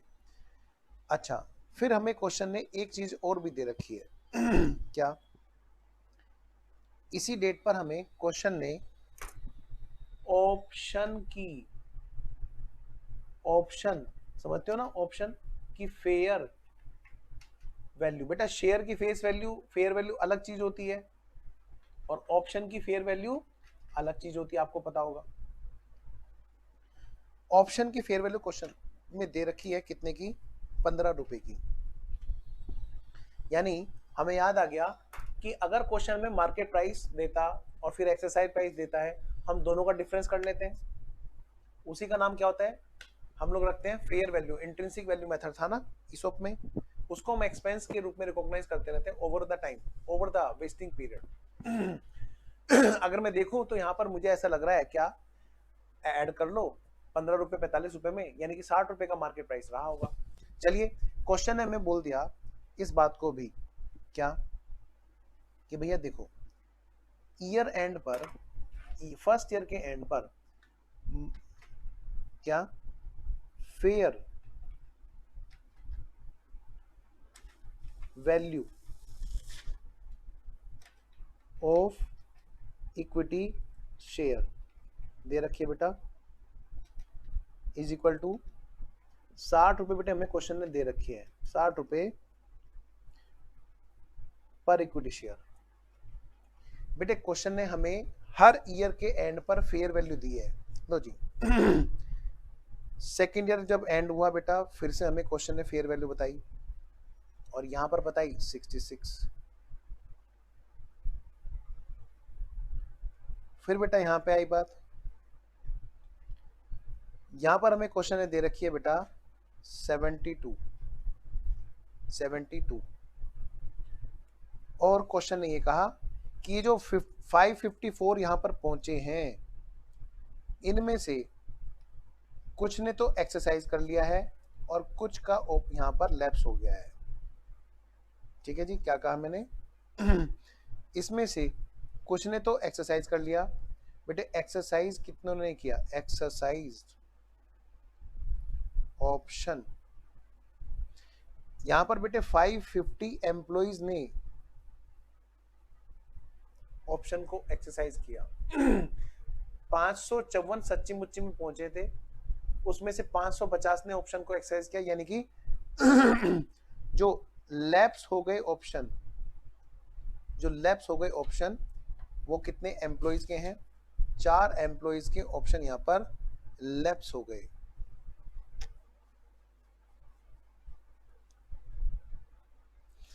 अब कुछ छोटी छोटी इंफॉर्मेशन क्वेश्चन ने दे रखी है नेट प्रॉफिट से रिलेटेड, ध्यान रहे। अब जो मैं आपको बता रहा हूं वो बता रहा हूं, क्वेश्चन में दे रखा है नेट प्रॉफिट आफ्टर टैक्स। क्या दे रखा है? Net profit after tax. ध्यान से सुनना, क्वेश्चन में दे रखा है नेट प्रॉफिट आफ्टर टैक्स। मैं इसको PAT लिख दूं, प्रॉफिट आफ्टर टैक्स। ये है जी पहले साल का 11 लाख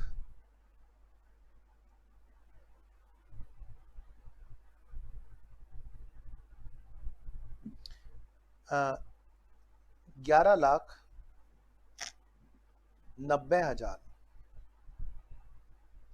और क्वेश्चन ने बाद में एक लाइन लिख दी है कि ये जो 11,90,000 है इसमें सब कुछ घटा रखा है। बल्कि एक काम करो, इसको ऐसे करो ताकि आपको कोई कंफ्यूजन ना रहे। इसको लिखो प्रॉफिट बिफोर टैक्स लिखो, चलो, और टैक्स को इग्नोर कराएंगे। प्रॉफिट बिफोर टैक्स लिखो, इसको क्या लिखोगे? Profit before tax. और ये लिखो इसके अंदर से अभी नहीं घटा हुआ है, नहीं घटा हुआ है ईसोप वाला expense. Profit before tax and before ESOP expense, ये ऐसे लिख लो ताकि आपको और ज्यादा क्लियर हो। यही बात वहां पर दे रखी है, यहां पर भी बेटे यही प्रॉफिट दे रखा है इसी तरह का कि प्रॉफिट बिफोर टैक्स और बिफोर ईसोप एक्सपेंस। बेटे यहाँ पे है 12,62,000 रुपए का। अब मैं थर्ड ईयर में चल रहा हूं, तो यहाँ पर भी जो प्रॉफिट है, ये सारा का सारा जो प्रॉफिट है ये सेम है बेटा। तो मैं बार बार प्रॉफिट लिख दूं तो समझ जाओगे ना, ये प्रॉफिट बिफोर टैक्स और बिफोर ईसोप है। आइए जी, तो यहाँ पर बात करते हैं। क्वेश्चन में यहाँ का प्रॉफिट भी दे रखा है जी, यही वाला 13,79,000 रुपए। और यहाँ पर बता रखा है यहाँ पर 11 लोग छोड़ के गए, लेकिन एक्चुअल में कितने पहुंचे वो भी हमें बता दिए। चलिए मैं रुक गया, मुझे बच्चे बताएंगे कि हमने क्वेश्चन नोट कर लिया है क्या। मैं एक बार फुल स्क्रीन पे आपको क्वेश्चन दिखा दूं ताकि आपको क्लियरिटी रहे कि भाई क्वेश्चन क्या है।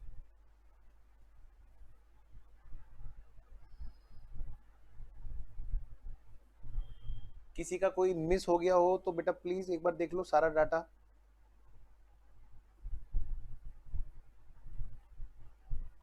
फेयर वैल्यू फर्स्ट ईयर के एंड पे 60 रुपए है, सेकेंड ईयर के एंड में भी है 66 रुपए है, और बेटा थर्ड ईयर के एंड में जो है वो कितनी है? 72 रुपए है, 72। ठीक है,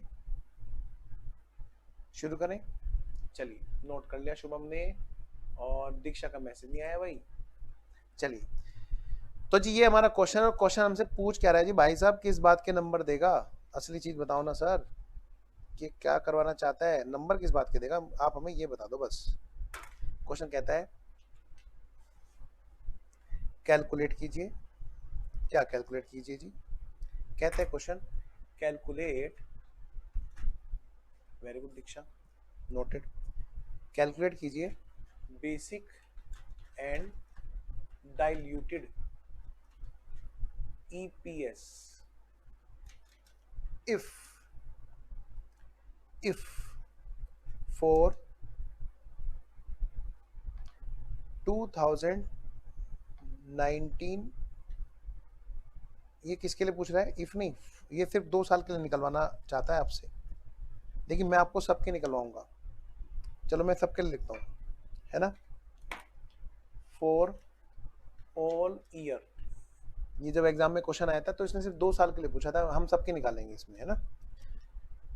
if numbers of equity shares before ईसोप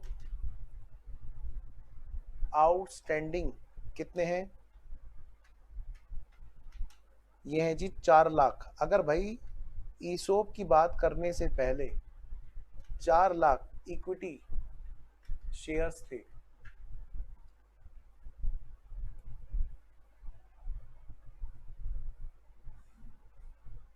4 lakh equity shares थे, ये कौन सी डेट की बात हो रही है? ऑन 1/4/19,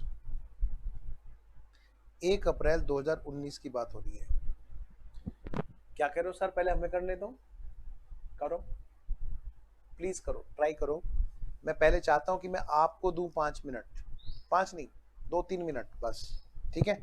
तो मैं 2-3 मिनट तक मैं फुल स्क्रीन पर ये क्वेश्चन करके बैठा हूं, ऐसे दिखा रहा हूं और मैं बैठा हूं, ठीक है। देखिए कौन सा बच्चा पहले करेगा।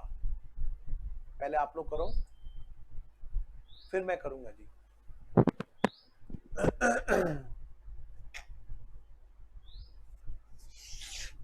देखते हैं जी कौन सा बच्चा सबसे पहले करेगा जी।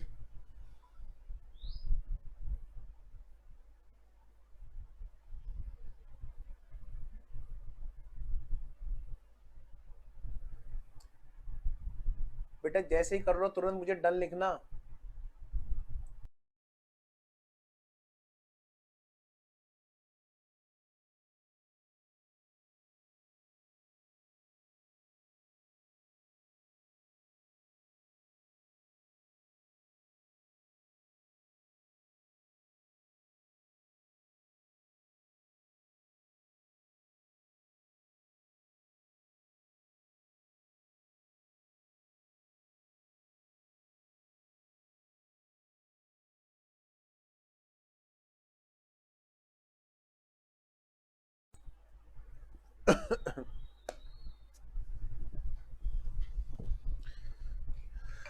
चलिए जब तक आप कर रहे हैं मैं वेट कर रहा हूं।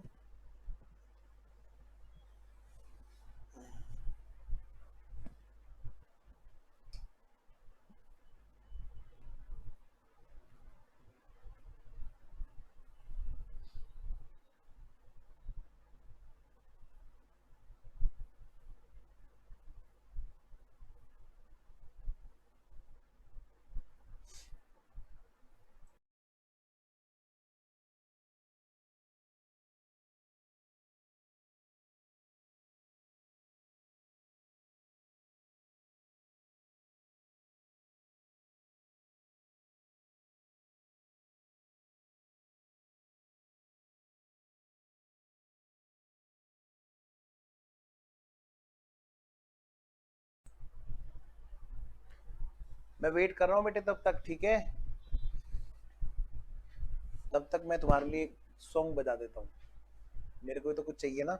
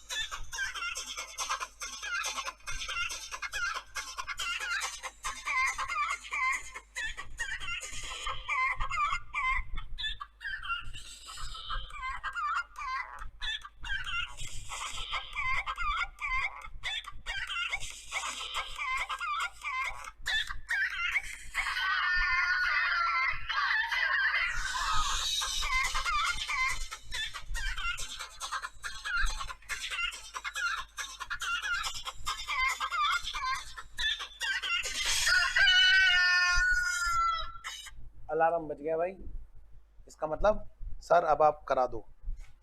चलिए जी, आइए जी शुरू हो जाते हैं। आंसर,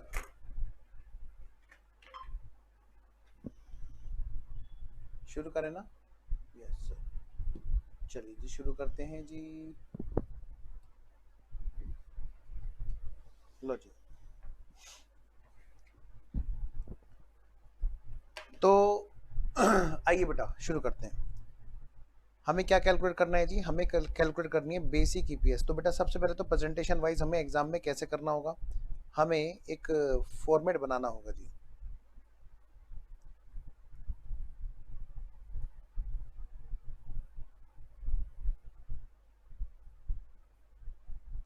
सबसे पहले कैलकुलेशन ऑफ बेसिक ईपीएस। लो जी,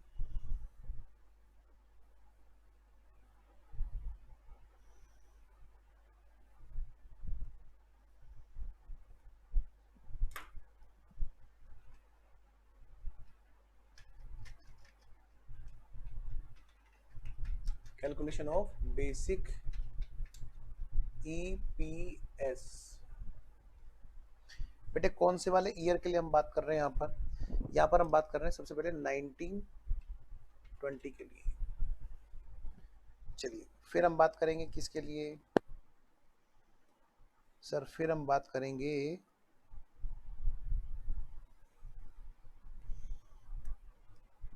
करेंगे जी 2021 के लिए। चलिए फिर 21-22 के लिए, 2021, फिर 21-22। और हर जगह पर एक ही सिंपल सा फंडा है बेसिक ईपीएस का, अर्निंग्स अवेलेबल, अर्निंग्स जो अवेलेबल है किसके लिए? फॉर इक्विटी शेयर होल्डर्स के लिए, उसको हमें डिवाइड कर देना है। किससे डिवाइड कर देना है? Weighted average number of equity shares. एक बात का ध्यान देना, जब हम लोग बेसिक निकाल रहे होंगे, वेरी गुड शुभम, निकाल लिया शुभम ने बेसिक। जब हम लोग बेसिक निकाल रहे होंगे तो हम लोग पोटेंशियल की तरफ बिल्कुल ध्यान नहीं देंगे, ध्यान रखना, ठीक है? जब हम लोग बेसिक ईपीएस निकाल रहे होंगे तो बेटा हम लोग पोटेंशियल की तरफ बिल्कुल भी ध्यान नहीं देंगे। आइए जरा, तो सबसे पहले बात करते हैं अर्निंग्स अवेलेबल। बेटा क्वेश्चन में दे रखी है, कह रहे क्या कि भैया टैक्स तो बेटा कुछ नहीं बताया, तो चलो हम एक काम करते हैं, एक चीज और यहाँ पे क्वेश्चन में लिखी हुई थी, टैक्स को आप इग्नोर कर दो, टैक्स को, रेट को आप इग्नोर कर दो, नील मान लो, इग्नोर। चलिए भाई 11,90,000 की अर्निंग है इसकी,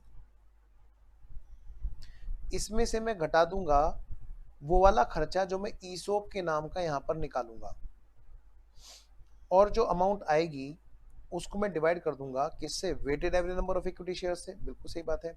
मैं नेक्स्ट ईयर की बात करूं तो वहां पर भी क्या होगा? वहां पे 12,62,000 रुपए है, जिसमें से मैं ईसोप में, ईसोप के नाम का जो सेकेंड ईयर में घटाऊंगा मैं खर्चा पीएनएल से, जिसको मैं ईसोप में डालूंगा, मैं वो घटाऊंगा यहाँ पर। फिर जो अमाउंट आएगी बची हुई वो आएगी profit available for, available for equity share holder. क्यों? क्योंकि बीच में टैक्स आता है, टैक्स हट जाएगा। ये तो भाई प्रॉफिट बिफोर टैक्स, यहाँ पर प्रॉफिट आफ्टर टैक्स है, ठीक है? नेक्स्ट नेक्स्ट नेक्स्ट 13,79,000 में से घटा दूंगा फिर से यहाँ पर ईसोप वाला एक्सपेंस जो भी यहाँ का होगा। तो अब तो दो चीज रह गई मेरी, एक तो मुझे निकालना है ईसोप का एक्सपेंस कितना है, दूसरा मुझे निकालना है weighted average number of equity shares कितने हैं। आइए जरा, मैं सबसे पहले बात करता हूँ यहाँ पर एक छोटी सी कैलकुलेशन जिसका नाम है यहाँ पर वेटेड एवरेज। क्या कहा मैंने? Weighted average number of equity shares, weighted average number of equity shares की बात करते हैं। सबसे पहली बात, दोनों जगह, तीनों जगह में।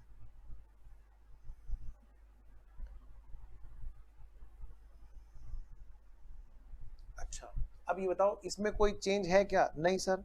तो वो तो बेटे वही आ जाएगा 4 लाख इंटू 12/12, सीधी सी बात है। 4 लाख इंटू 12/12, क्योंकि ड्यूरिंग द ईयर ना तो कोई इशू हुआ है, कुछ भी इशू नहीं हुआ है बेटा, कोई भी चीज ऐसी नहीं नहीं हुई है। और ईसोप वाली बात तो किस में आएगी? वो तो डाइल्यूटेड में आएगी। यानी कि weighted average number of equity share निकालने के लिए मुझे टेंशन लेने की जरूरत ही नहीं हुई। यहाँ पे तो क्वेश्चन में ऐसा भी नहीं हुआ कि भाई कोई पार्टी पेड अप था, फुल्ली पेड अप हो गया हो। भाई ये तो मेरा सीधा सीधा निकल आया 4 लाख, इसमें तो कुछ भी पंगा ही नहीं हुआ। जब मैं तीनों साल की बेसिक ईपीएस निकालना चाहूंगा तो मैं यहाँ पर ऐसे निकालूंगा। अब तो बस ईसोप का कितना कितना खर्चा मेरा किस किस साल में हुआ वो काउंट कर लूंगा। और इसके लिए मुझे जरूरत है किसकी? ईसोप वाले चैप्टर की, जहां पर मैंने बात की थी। क्या बात की थी बताओ सर? हमने बात की थी कि ईसोप का जो खर्चा है हर साल का, वो कितने रुपए होगा, हमें ये कैलकुलेट करना होगा। और इसकी कैलकुलेशन किस बेस पे होगी जी? आइए जरा मैं फर्स्ट ईयर एंड की बात करता हूँ, फर्स्ट ईयर की। यानी कि वो वाला ईसोप एक्सपेंस,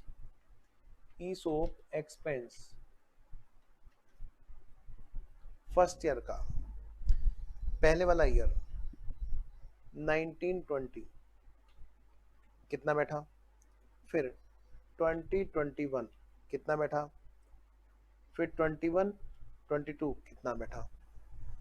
आइए जरा, तो हमने कहा भैया ये देखो फर्स्ट ईयर के एंड में, फर्स्ट ईयर के एंड में क्या है तुम्हारा एक्सपेक्टेड एम्प्लॉइज। आइए जरा, क्वेश्चन में बेटे एक बात और भी लिखी हुई है यहाँ पे। आइए जरा, इसी पे रुके हुए हैं हम लोग। यहाँ पर हमें एक लाइन अलग से दी है इसके बारे में, ठीक है ना? सुनिएगा ध्यान से। यहाँ पर हमें क्वेश्चन में अलग से इसके बारे में दे दिया, वरना बेटे हमें क्वेश्चन बताता, अगर कुछ नहीं बताएगा तो जितने एम्प्लॉइज हैं सारे सारे पहुंचेंगे। हाँ सर। अब यहाँ पर एक बात है, एक्सपेक्टेड एम्प्लॉइज, ये भी डाल देता हूं मैं क्वेश्चन में, मैंने हटा लिया था पहले, लेकिन मुझे लगा कि चल यार इसको भी कर ही लेते हैं। एक्सपेक्टेड एम्प्लॉइज जो वहां पर पहुंचेंगे,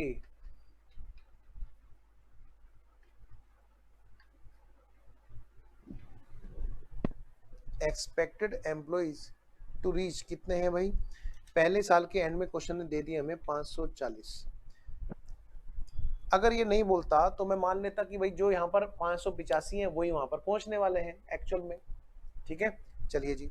सर दूसरे साल में भी दे रखे हैं क्या? हाँ, दूसरे साल में एंड में जाकर के पता चला कि 552 की पहुंचने की एक्सपेक्टेशन है। सर तीसरे साल में बेटे, तीसरे साल में एक्सपेक्टेशन क्या, वहां तो आइस पाइस धप्पा ही हो गया, वहां पर तो वो पहुंच ही गए ना। यानी कि पहले साल के एंड में मैंने देखा कि आगे जाकर के कितने एम्प्लॉइज पहुंचने वाले हैं वो मुझे चाहिए, या तो बता दे, नहीं तो मैं क्वेश्चन में क्या मान लेता कि जितने हमारे यहाँ पर बचे हुए हैं 585, फिर तो मैं ये मानता कि यही बाद में पहुंचेंगे। आइए जरा, जब फर्स्ट ईयर के एंड में खड़े होंगे तो सेकंड ईयर का थोड़ा ना पता होगा। लो जी, तो फर्स्ट ईयर के एंड में मैंने देखा कि हमारे कितने एम्प्लॉइज पहुंचने की एक्सपेक्टेशन है। मैंने कहा लो भाई 500 कितना भाई, 540 के पहुंचने की एक्सपेक्टेशन है, और हर एम्प्लॉय को 100 शेयर्स खरीदने का ऑप्शन है, और हर एम्प्लॉय के लिए 15-15 रुपए का इंतजाम मुझे करना है। सर 15 रुपए कैसे? बेटा फेयर वैल्यू ऑफ ऑप्शन दे रखा है क्वेश्चन में, और ये खर्चा होगा हमारा कितने साल का जी? ये खर्चा होगा हमारा 3 साल का। तो जो पहला साल होगा उसमें कितना खर्चा हमारा आ गया जी? देखो जरा ध्यान से, करो फटाफट से। हाँ मैंने चेंज कर दिए, ठीक है ना शुभम, क्योंकि मैं चाहता हूँ आपकी हर तरह से प्रैक्टिस हो। आपने एक बार बिना उसके कर दिए होंगे, बिल्कुल सही किया आपने, क्योंकि जो 585 है फिर उसको बेस बना के करते। अब इसको करो, ठीक है। मैक्सिमम टू मैक्सिमम जो कॉम्प्लिकेटेड क्वेश्चन हो सकता है वो ये है। आइए जरा, 540 इंटू 100 इंटू 15 कितना हो गया जी बताओ? 8,10,000 ये खर्चा हो गया हमारा 3 साल का, ठीक है, इंटू 1/3। तो भाई पहले साल के हिस्से में कितना आएगा? 2,70,000। 2,70,000 पहले साल का हमारा ईसोप वाला खर्चा आ गया जी, पहले साल का। कोई बात नहीं, अब दोबारा कर लो एक बार, है ना, थोड़ी सी एक्स्ट्रा मेहनत करानी है आपसे। मैं आपसे कह रहा हूँ बेटे, थर्ड सेकेंड ईयर का बताएगा कोई मेरे को? सर उसमें क्या है, आप चलो सर और देखो सेकेंड ईयर के एंड में आपने देखा कितने एम्प्लॉइज के पहुंचने की एक्सपेक्टेशन है, 552 के पहुंचने की एक्सपेक्टेशन है। यानी कि जब आप सेकेंड ईयर के एंड में निकाल रहे हो तो फिर से आपकी एक्सपेक्टेशन यहाँ पे चेंज हो गई। हाँ जी, तो कितना आएगा जी, 552 इंटू 100, हर एम्प्लॉइज पर 100 का। पता है यहाँ पर साथ साथ में क्या है, हर एक शेयर पे 15 रुपए का खर्चा। और ये जो मेरा खर्चा है, क्या कहा, ये जो हमारा खर्चा है ये बेटे 3 साल का है, जिसमें से कितने साल बीत चुके हैं, 2 साल। तो 2 साल तक का खर्चा कायदे से कितने रुपए का होगा,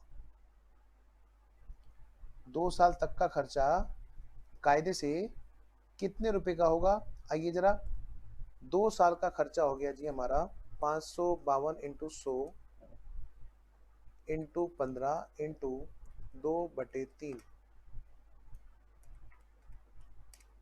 यानी कि 8,28,000 इंटू 2/3,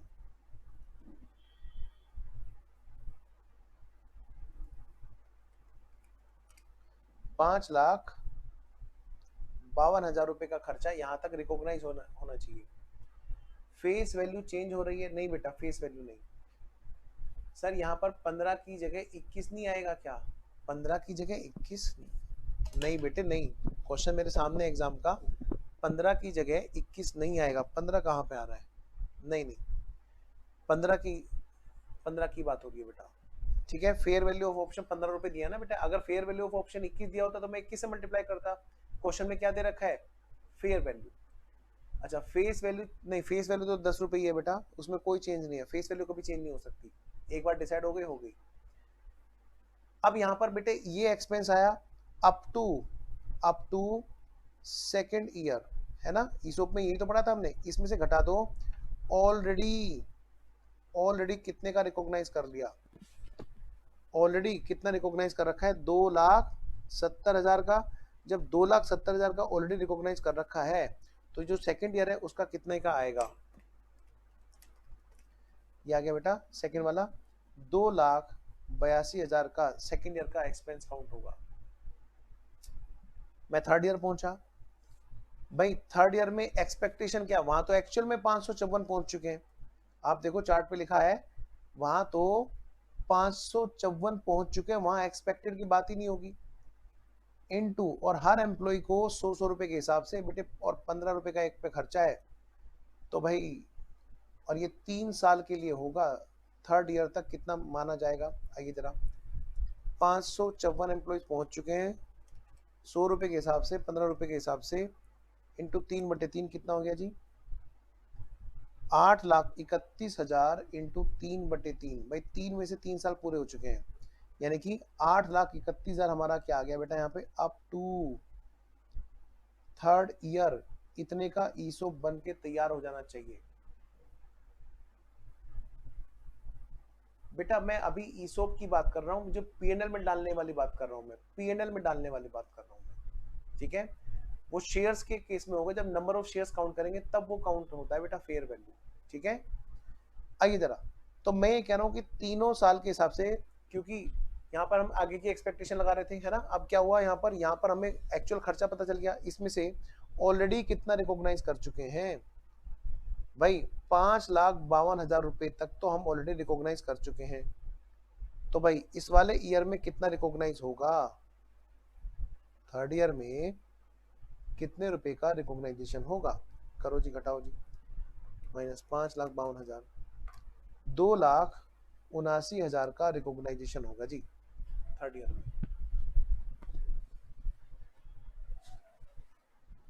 आइए जरा, क्या इतनी बात ओके है?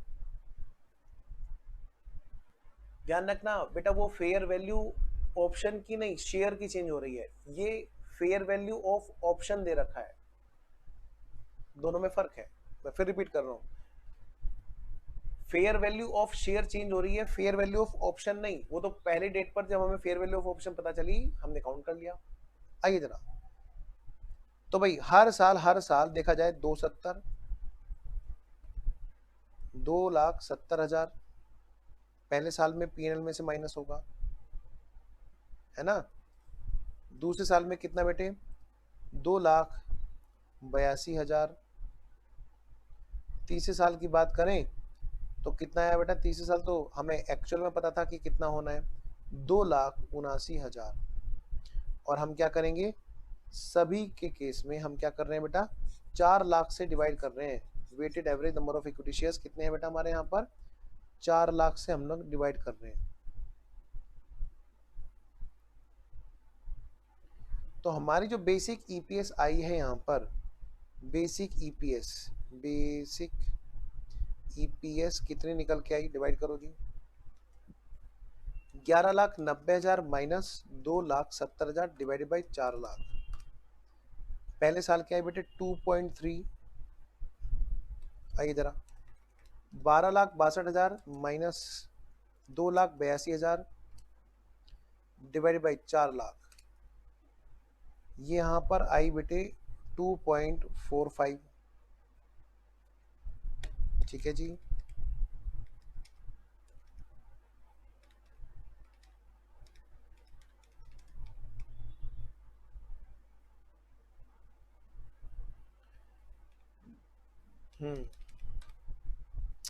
फिर हमारी आई कितनी, 13,79,000 minus 2,79,000, 11 lakh divide by 4 lakh. फिर हमारी आ गई जी 2.75। Very good very good very good very good, बिल्कुल सही दिया आपने आंसर।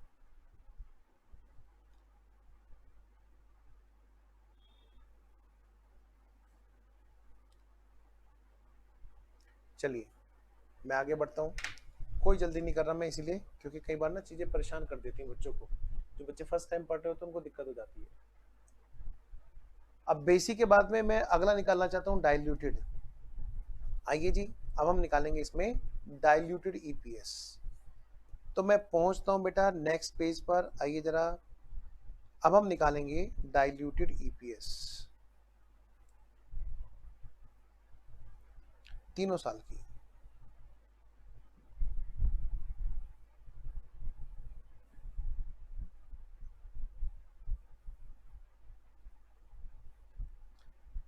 देखिए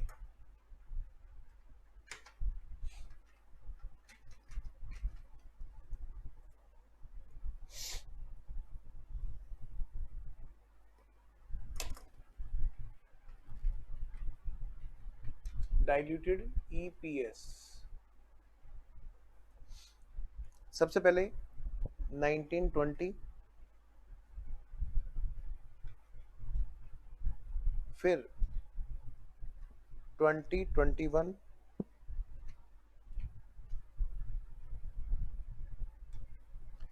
फिर 21-22।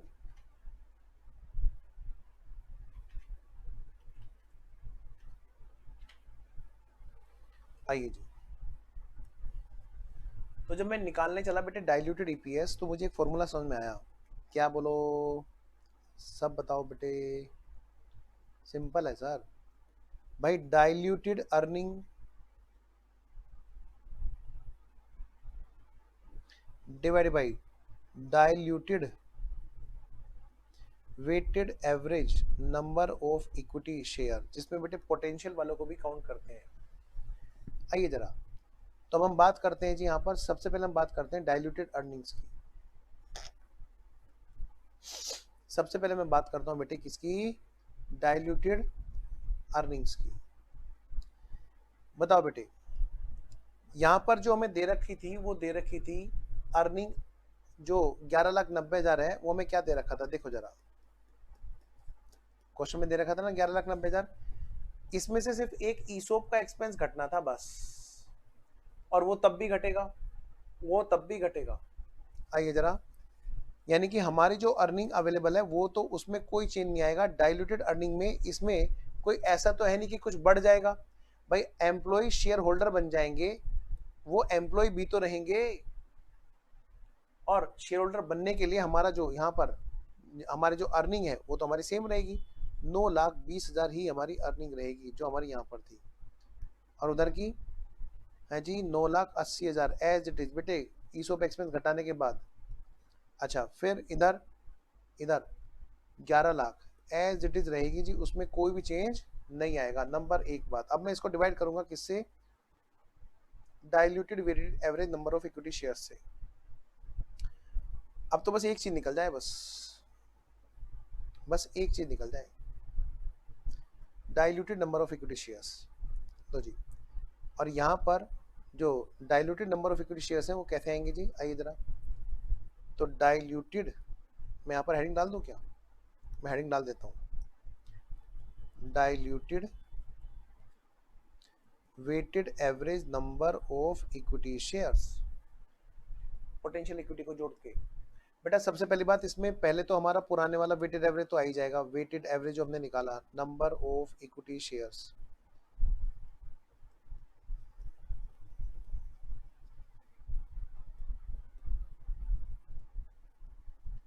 कितना सिंपल है फंडा भाई, weighted average number of equity shares जो है उसमें पोटेंशियल जोड़ दो बस, यानी कि weighted average number of equity shares तो आएंगे भाई। वो कितने थे भाई, वो कितने थे, 4 लाख 4 लाख 4 लाख। लो भाई, तीनों जगह पर 4 लाख तो आना ही आना था।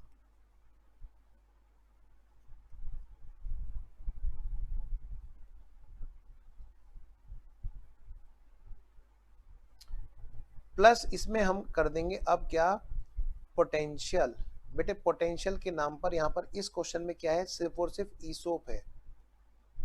पर एक बात ध्यान रखना, ईसोप पूरा थोड़ा ना आएगा, उसके अंदर फ्री वाला पार्ट, बोनस वाला पार्ट, इसके अंदर जो बोनस पार्ट है सिर्फ वो आके जुड़ जाएगा यहाँ पर, है कि नहीं।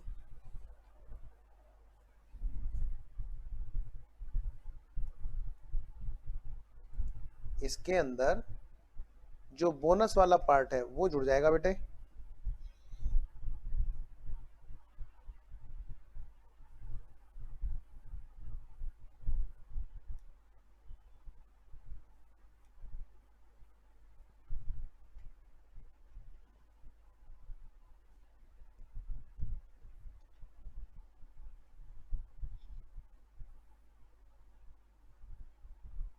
लो जी, हाँ बेटा बिल्कुल सही कह रहे हो। निकालोगे, ट्राई करोगे, एक बार ट्राई करो, मैं चाहता हूं आप लोग एक बार ट्राई करो इसको भी। 2 मिनट दूं क्या, चलो गिनती के 2 मिनट देता हूं, इसको ट्राई करो। अगर आपने कर लिया तो बस चैप्टर खत्म, इसमें और कुछ नहीं रहा। ठीक है, मैं गिनती के 2 मिनट, ठीक है ना, टिक टिक 1 शुरू हो गया, आपको मैं गिनती के 2 मिनट का टाइम देता हूं।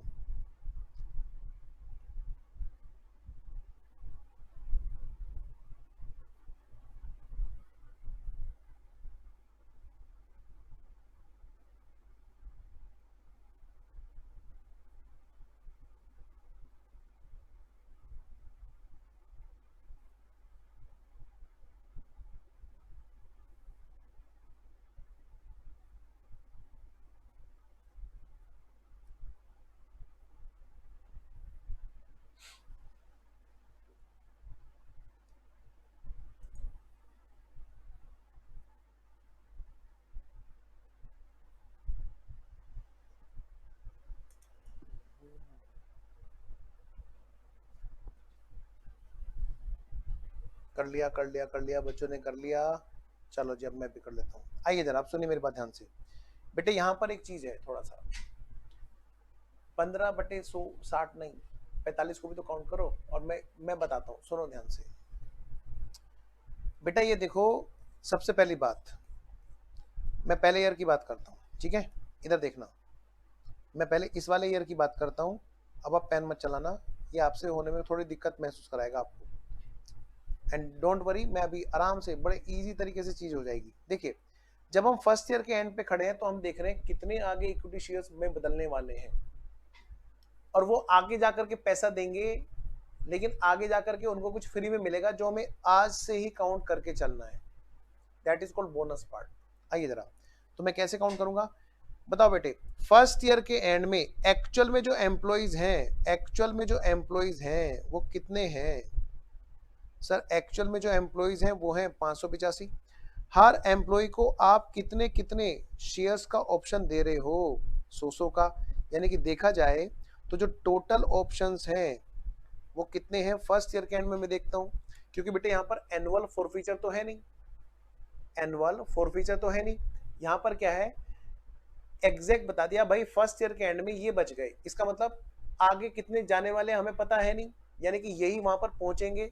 Second year, first year, third year किसी की कोई एनुअल फॉरफीचर की परसेंटेज नहीं दी है, जिन क्वेश्चन में नहीं दी जाती है वहां पर जो एक्चुअल एम्प्लॉइज है भाई आगे की एक्सपेक्टेशन जाने वालों की नील होती है, तो यानी सारे पहुंचने वाले हैं, यानी कि 585 पर कितना हो गया बेटा 58,500 शेयर्स का ऑप्शन दिख रहा है, जिसमें से जो पेड पार्ट है, पेड पार्ट अगर मैं वो पेड पार्ट घटा दूं, पेड पार्ट, तो मेरा निकल जाएगा यहां पर क्या बोनस पार्ट निकल जाएगा जी, फिर निकल जाएगा जी मेरा यहां पर बोनस पार्ट निकल जाएगा जी।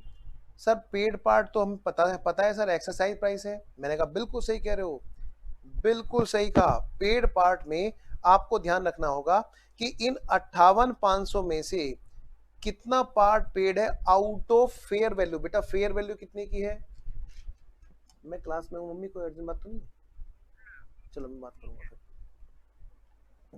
हाँ जी 58,500 में से कितना है पेड पार्ट, हाँ एक्चुअल लेंगे बेटा, हाँ बिल्कुल।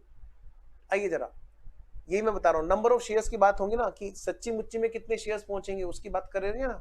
आइए जरा, तो पेड पार्ट की मैं बात करूं कि इसके अंदर पेड पार्ट कितना है, इसके लिए मैं देखूंगा भाई फर्स्ट ईयर के एंड में मेरे शेयर की जो फेयर वैल्यू है, मार्केट वैल्यू वो 60 रुपए है, जिसमें से 45 रुपए मैं ले लूंगा, मैं कौन कंपनी, और प्लस अपनी जेब से, अपनी जेब से कंपनी खुद भी दे रही है उसको, अभी आगे जाकर के देगी कंपनी उसको, पता है 15 में से 5 तो इसी साल हो चुके हैं खत्म, 15 रुपए का कंट्रीब्यूशन कंपनी करने वाली है, हाँ जिसमें से 5 रुपए का तो वो अभी कर चुकी है खत्म, यानी कि आगे जाकर के 10 रुपए का कंट्रीब्यूशन खुद कंपनी भी अपनी जेब से करेगी। तो देखा जाए तो इस 60 रुपए के शेयर की मैं वैल्यू जब फर्स्ट ईयर के एंड में देख रहा हूं, उसके अंदर से मैं पेड पार्ट ढूंढना चाहता हूं, तो मुझे दिखेगा आगे जाकर के 10 रुपए और 45 रुपए की बात होगी, 10 रुपए मैं खुद दूंगा और 45 रुपए कंपनी देगी। बेटा अगर मैंने अपनी जेब से दिया कंपनी ने, तो क्या वो पैसा नहीं है, that is also paid for these shares. तो दीज शेयर्स के अंदर से जो पेड पार्ट होगा, अब बेटे मान लिया कोई आदमी अपनी जेब से ना दे करके अपने पड़ोसी की जेब से दिला दे, तो पेड होगा कि नहीं होगा, बिल्कुल होगा। तो इस 60 रुपए की वैल्यू के अंदर से जो पेड पार्ट है मैं उसको हटा दूंगा, तो बाकी मेरा बोनस पार्ट आ जाएगा। ठीक है जी सर 10 ही क्यों घटाया, फिर आपने पूरा 15 क्यों नहीं घटाया, क्योंकि कंपनी तो पूरा 15 कंट्रीब्यूशन कर रही है। बेटा मैं आगे मिलने वाले पोटेंशियल इक्विटी शेयर्स की बात कर रहा हूं, 5 रुपए तो कंपनी ऑलरेडी पे कर चुकी है, पेनर में डाल चुकी है, आगे जा करके 10 रुपए यहां पर पेड दिख रहा है। ठीक है, तो यानी कि 60 में से 55 रुपए यहां पर पेड पार्ट है, जरा करना एक बार, 58,500 के अंदर से पेड वाला पार्ट निकाला तो निकल के आया 53,625। तो बेटा बोनस पार्ट निकल गया क्या, कितना आया 4,875। बेटे फर्स्ट ईयर का मैं निकालूंगा, बाकी के दोनों ईयर का तुमसे निकलवाऊंगा। इसका मतलब 4,875 ऐसा है जो आगे जाकर के ये फ्री में मजे लेने वाला है, जिसके लिए मुझे अभी से बात कर लेनी चाहिए कि ये भी एक तरह से फ्री में मिल रहे हैं, भले ही शेयर्स तो हैं, इक्विटी शेयर्स तो हैं। तो देखा जाए तो पोटेंशियल इक्विटी शेयर्स कितने हो गए जोड़ने के बाद में, 5 ऑलरेडी पेड इसलिए है बेटा, देखो जरा ध्यान से मैं बताता हूं, 5 ऑलरेडी पेड इसलिए है, बताओ तो आगे जाकर एम्प्लॉय कितने देगा, सर आगे जाकर एम्प्लॉय देगा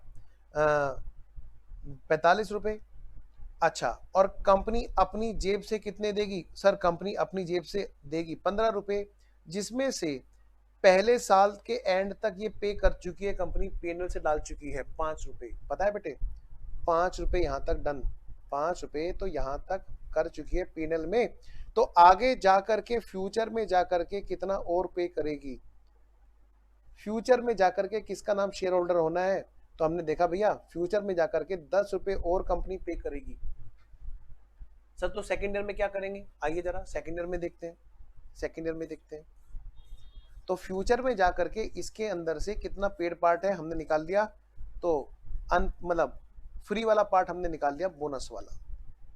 तो हमने पहले से डिवाइड करो, पहले इसको डिवाइड करो भाई, पहले इसको डिवाइड करो, 4,04,875 रुपये। डोंट वरी, अगर किसी बच्चे को थोड़ी सी भी दिक्कत महसूस हो रही है तो बहुत जेन्युइन दिक्कत है, ये फर्स्ट टाइम में ये कॉन्सेप्ट क्लिक नहीं होता। तुम्हें तो क्लिक हो भी रहा होगा, क्लिक नहीं होता, लेकिन जब आप इसको 2-3 बार पढ़ोगे तो ये क्लिक हो जाएगा। सर 15 माइनस 10 करके 5 आया है, 15 में से 5 पहले साल पीएनएल में जा चुका है, ऑलरेडी पेड है, ऑलरेडी कंपनी ने अपनी जेब से दिया, लेकिन क्योंकि शेयर सर्टिफिकेट इशू नहीं हुए इसलिए उसने काउंटिंग नहीं की। आइए जरा सेकंड ईयर में क्या होगा जी, सेकंड ईयर में आइए जरा सेकंड ईयर में बात करते हैं। मैं बेटे अब सेकंड ईयर की बात करना चाह रहा हूं, एक बार सेकंड ईयर की निकालो तो सही तुम खुद। सर सेकंड ईयर के एंड में हमने देखा सर क्वेश्चन में लिखा हुआ है, क्या लिखा हुआ है, एक्चुअल एम्प्लॉय जो हैं, हाँ जी वो कितने हैं सर, ये तो सिर्फ 552 रह गए एम्प्लॉय। हाँ बिल्कुल सही, बिल्कुल सही, बिल्कुल सही। तो सर एक एक एम्प्लॉयज को 100 रुपए के हिसाब से 552 यानी 55,200, क्या कहा मैंने, 55,200 देखा जाए तो। अच्छा फर्स्ट ईयर में तो चलो ठीक है 585 थे, सेकंड ईयर में कितने हैं, सेकंड ईयर में 552 नहीं है एक्चुअल, रुको 552 एक्चुअल नहीं है, जरा निकालना एक बार कितने हैं एक्चुअल, 565 है, ओके 565 यहाँ पर एक्चुअल है, 565 565 यहाँ पर एक्चुअल है, यानी कि 56,500 ऑप्शन लग रहे हैं। ओके बेटा शुभम,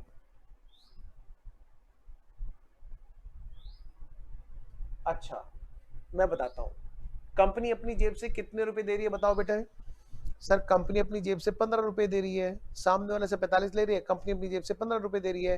तो फर्स्ट ईयर में ऑलरेडी पेड, पहले साल में जब कंपनी ने पीएनएल में डाल दिया, इस 15 रुपए का इंतजाम कर रही है, तो पहले साल में कंपनी ने अपनी जेब से 5 रुपए डाल चुकी है ऑलरेडी। तो फ्यूचर में जाकर के कितने और डालेगी, 10 रुपए, फ्यूचर में जाकर के 10 रुपए यहाँ पर पे होगा, कंपनी अपनी जेब से डालेगी और सामने वाला 45 रुपए देगा। तो इस शेयर जो आज 60 रुपए का है फर्स्ट ईयर के एंड में, उसमें से फ्यूचर में कितना पेड पार्ट दिख रहा है और फ्यूचर में कितना बोनस पार्ट दिख रहा है, बोनस को हम अभी ले आएंगे, पेड को तब लाएंगे जब जेब में बात आएगी। क्लियर है दीक्षा? लो जी इसमें से घटाओ बेटा, पेड पार्ट घटाओ भाई, 56,500 इंटू 45 बताओ सेकंड ईयर में क्या होगा। सर सेकंड ईयर में तो सर फिर से उसने 5 रुपए डाल दिए होंगे कंपनी ने, बिल्कुल सही, बिल्कुल सही, बिल्कुल सही। तो आगे कितने दिख रहे होंगे कंपनी को, सर आगे तो उसको दिख रहा होगा कंपनी जो बस 5 रुपए और कंपनी अपनी जेब से पेड में डालने वाली है।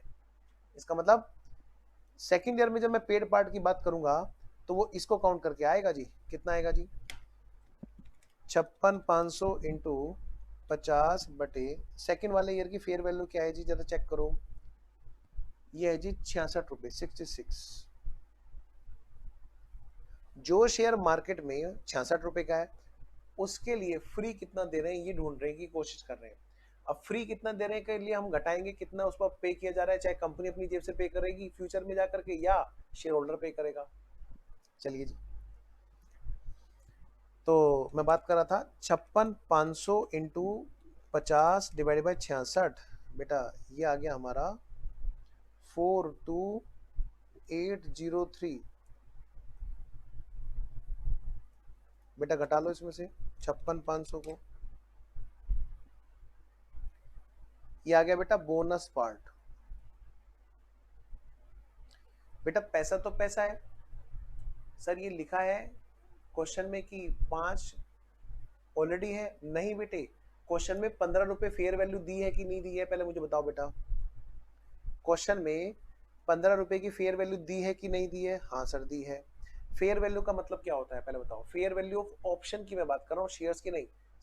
वेरी फर्स्ट डे जो 15 रुपए की बात कंपनी करती है वो क्या कहती है, कंपनी कहती है मार्केट में 60 का है तू मुझे 45 दे देना एम्प्लॉय, यानी 15 रुपए मैं अपनी जेब से तेरे को दे रही हूँ, कंपनी ये कह रही है। तो जिसमें से बेटे जिस 15 रुपए को ओवर द लाइफ वो पीएनएल से उठा करके रखती है कि नहीं, पीएनएल तो उसका कैश में ही तो होता है बेटा, पीएनएल जहां से वो उसको साइड करती है। तो देखा जाए तो वो पहले साल में पीएनएल में डाल चुकी है 5, तो फ्यूचर में जाकर के कितने पोटेंशियल मिल रहे हैं इसमें वो देखने के लिए मुझे फ्यूचर में मिलने वाला कैश पार्ट देखना पड़ेगा 10 रुपए फर्स्ट ईयर के एंड में। और सेकंड ईयर के एंड में मैं क्या देखूंगा, कंपनी दोनों साल में 5-5 के हिसाब से 10 रुपए तो डाल चुकी है पीएनएल में, तो नेक्स्ट ईयर में और कितना डालेगी कंपनी, 5। तीसरे साल में जाऊंगा तो मुझे कुछ दिखाई नहीं देगा क्योंकि कंपनी तीनों साल का 15 डाल चुकी होगी। यहाँ पे बोनस पार्ट कितना आएगा जी, ये आ गया जी 13697, 13697, और ये हमने डाल दिया जी यहाँ पर बोनस पार्ट 13697, तो ये हो गया कितना, 4,13,697 बेटा, 4,13,697। इसमें आ कितना गया ये, 9,80,000 divide by 4,13,697, 2.3688 something. Diksha point clear हुआ बेटा? मैंने कहा था थोड़ा सा टाइम लगेगा चीज़ों को एडजस्ट करने में, क्योंकि यहाँ पर थोड़ा सा एक एडवांस कॉन्सेप्ट है, वो टाइम लेता है। मैं थर्ड ईयर के एंड की बात करूँ, दीक्षा तुम मुझे अब थर्ड ईयर के एंड की बात बताओ बेटा। थर्ड ईयर के एंड में अगर मैं देखूँ, सबसे पहली बात तो एक्चुअल एम्प्लॉय बताओ बेटा कितने हैं। सर जो एक्चुअल में पहुंचे अब तो वही आएंगे, बिल्कुल सही भाई, 554 पहुंच गए। 100 रुपए के हिसाब, 100 शेयर्स के हिसाब से कितने ऑप्शन बनते हैं, 55,400। अब इसमें से पेड पार्ट घटाओ बेटा, दीक्षा मुझे घटा के बताओ पेड पार्ट कितना होगा भाई, 55,400। हाँ जी, थर्ड ईयर के एंड में ना 72 रुपए की वैल्यू है, उसमें से कितना पेड पार्ट है, अभी तो एक्सरसाइज पीरियड बाकी है ना। हाँ 45। कंपनी अपनी जेब से और भी कुछ डालेगी क्या, नहीं जी, तीनों साल में 15 रुपए इकट्ठे हो चुके हैं। ठीक है, तो अब तो कुछ नहीं होना, नील, क्योंकि तो तीसरा साल का एंड है ना, पीएनएल में डाल चुके हैं। तो भैया कितना पार्ट आ गया, 55,400 इंटू 45 डिवाइडेड बाई 72, 34,625, 34,625। इसका मतलब जो बोनस पार्ट है वो कितना है जी, बोनस पार्ट 20,775। हाँ जी बिल्कुल सही कहा आपने, 45 होगा। यस बेटा जी, क्योंकि तीसरे साल में कुछ और डालेगी नहीं पैसे जेब से। आइए जी, तो 20,575 को हमने यहाँ पे जोड़ा,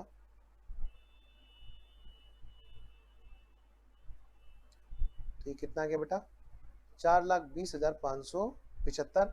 अब हम निकालेंगे जी ईपीएस, तो हम डिवाइड किससे करेंगे, 4,20,575। बेटा कितने का अमाउंट बचा, 11 लाख डिवाइडेड बाई 4,20,575, 2.6155। ये हमारी आ गई डाइल्यूटेड ईपीएस। प्लीज मुझे बताओ, क्या आपको कोई डाउट है इसमें, क्या क्लियर है? मैं मानूं कि सब कुछ क्लियर है। बहुत ही कॉम्प्लिकेटेड कॉन्सेप्ट होता है ईसोप का, अगर हम लोग उसमें ध्यान ना दें। क्या, जब हम बात करते हैं पीएनएल में खर्चे का इंतजाम करने की, कि फ्यूचर में जाकर के हमें खर्चा, फ्यूचर में जाकर के हमें खर्चा अरेंज करना है। अच्छा 2775 है क्या, ओके रुको भाई, देखो यार बच्चा कह रहा है कि सर ये गलत लिख दिया आपने। अच्छा 2775 है, ओके बेटा, एक मिनट इसको सही कर देता हूँ, लिखने में गलती हो जाती है।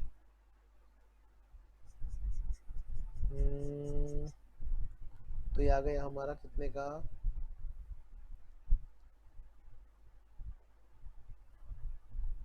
2775, 422,775।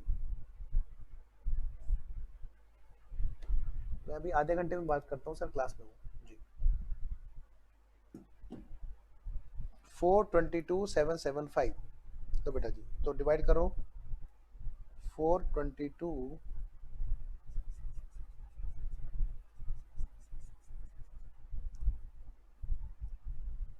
775।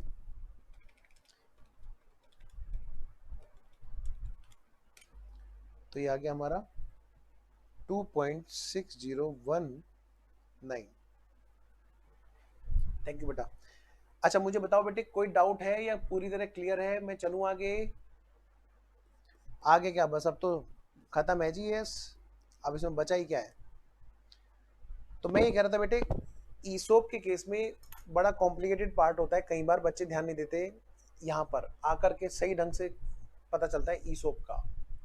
एम्प्लॉय स्टॉक ऑप्शन प्लान में दो चीजें, एक है बेटा पीएनएल में डालना, पीएनएल में डालते हैं फ्यूचर में कितने रुपए का खर्चा है, इसके ऊपर कुछ गड़बड़ कर रखा है क्या? 20 एक मिनट रुको भाई, अच्छा फिर 22 लिख दिया, एक मिनट रुको, 20 लो जी 20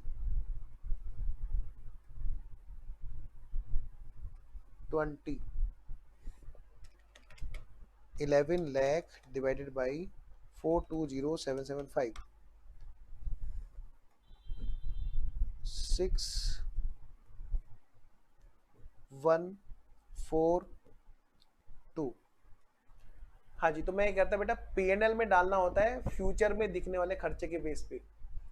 और जो नंबर ऑफ शेयर्स की बात करेंगे हम, तो आज जब हम खड़े हैं किसी डेट पर, तो जितने एम्प्लॉइज पहुंच चुके हैं उनके बेसिस पर हम बात करते हैं कि एक्चुअल में कितने एम्प्लॉइज आज की डेट में हैं। हम ये मानेंगे कि सारे पहुंचने वाले, बशर्ते हमें आगे के लिए कोई एनुअल फॉरफीचर ना दिया हो। यानी कि अगर हमें क्वेश्चन में एनुअल फॉरफीचर दिया होता है तो हम शेयर्स निकालते हुए आज की डेट के एक्चुअल और फ्यूचर के एस्टिमेटेड जाने वालों को काउंट करके चलते हैं। ठीक है, खैर ये सब चीजें आप फाइनल में आके देखोगे, फाइनल में आके देखोगे वहां पर इसी के ऊपर एक इंडेस है। और मैं आपको सच बताऊं, वो इंडेस का जो मेजर पार्ट है वो आपका यही है, जो AS20 और ईसोप है, इन्हीं को फ्यूचर में जाकर के एक इंडेस बना दिया फाइनल में, समझ लो। आधे से ज्यादा इंडेस यही है जिसका नाम है shares based payment. Shares based payment आधे से ज्यादा AS20 और ईसोप मिलाकर के है। चलिए मैं अभी क्लास ओवर करता हूँ। मजा नहीं आएगा अगर हम आज की क्लास में नया अकाउंटिंग स्टैंडर्ड स्टार्ट करेंगे, ठीक है ना? तो अगली क्लास में हम लोग बात करेंगे बेटे नए अकाउंटिंग स्टैंडर्ड के साथ, अकाउंटिंग स्टैंडर्ड 7। क्या? अकाउंटिंग स्टैंडर्ड 7 बड़ा इंपॉर्टेंट एएस है वो भी। प्लीज मुझे बताइएगा आपको अच्छे से समझ में आया? क्वेश्चंस कम तो नहीं हमारी प्रैक्टिस AS20 के रिगार्डिंग? चलिए मैं वेट करूंगा, आप प्लीज एक बार ग्रुप में मैसेज डाल के बताना प्रैक्टिस कम तो नहीं हुई है। चलिए मैं ओवर करता हूं क्लास, बाय बाय बच्चों।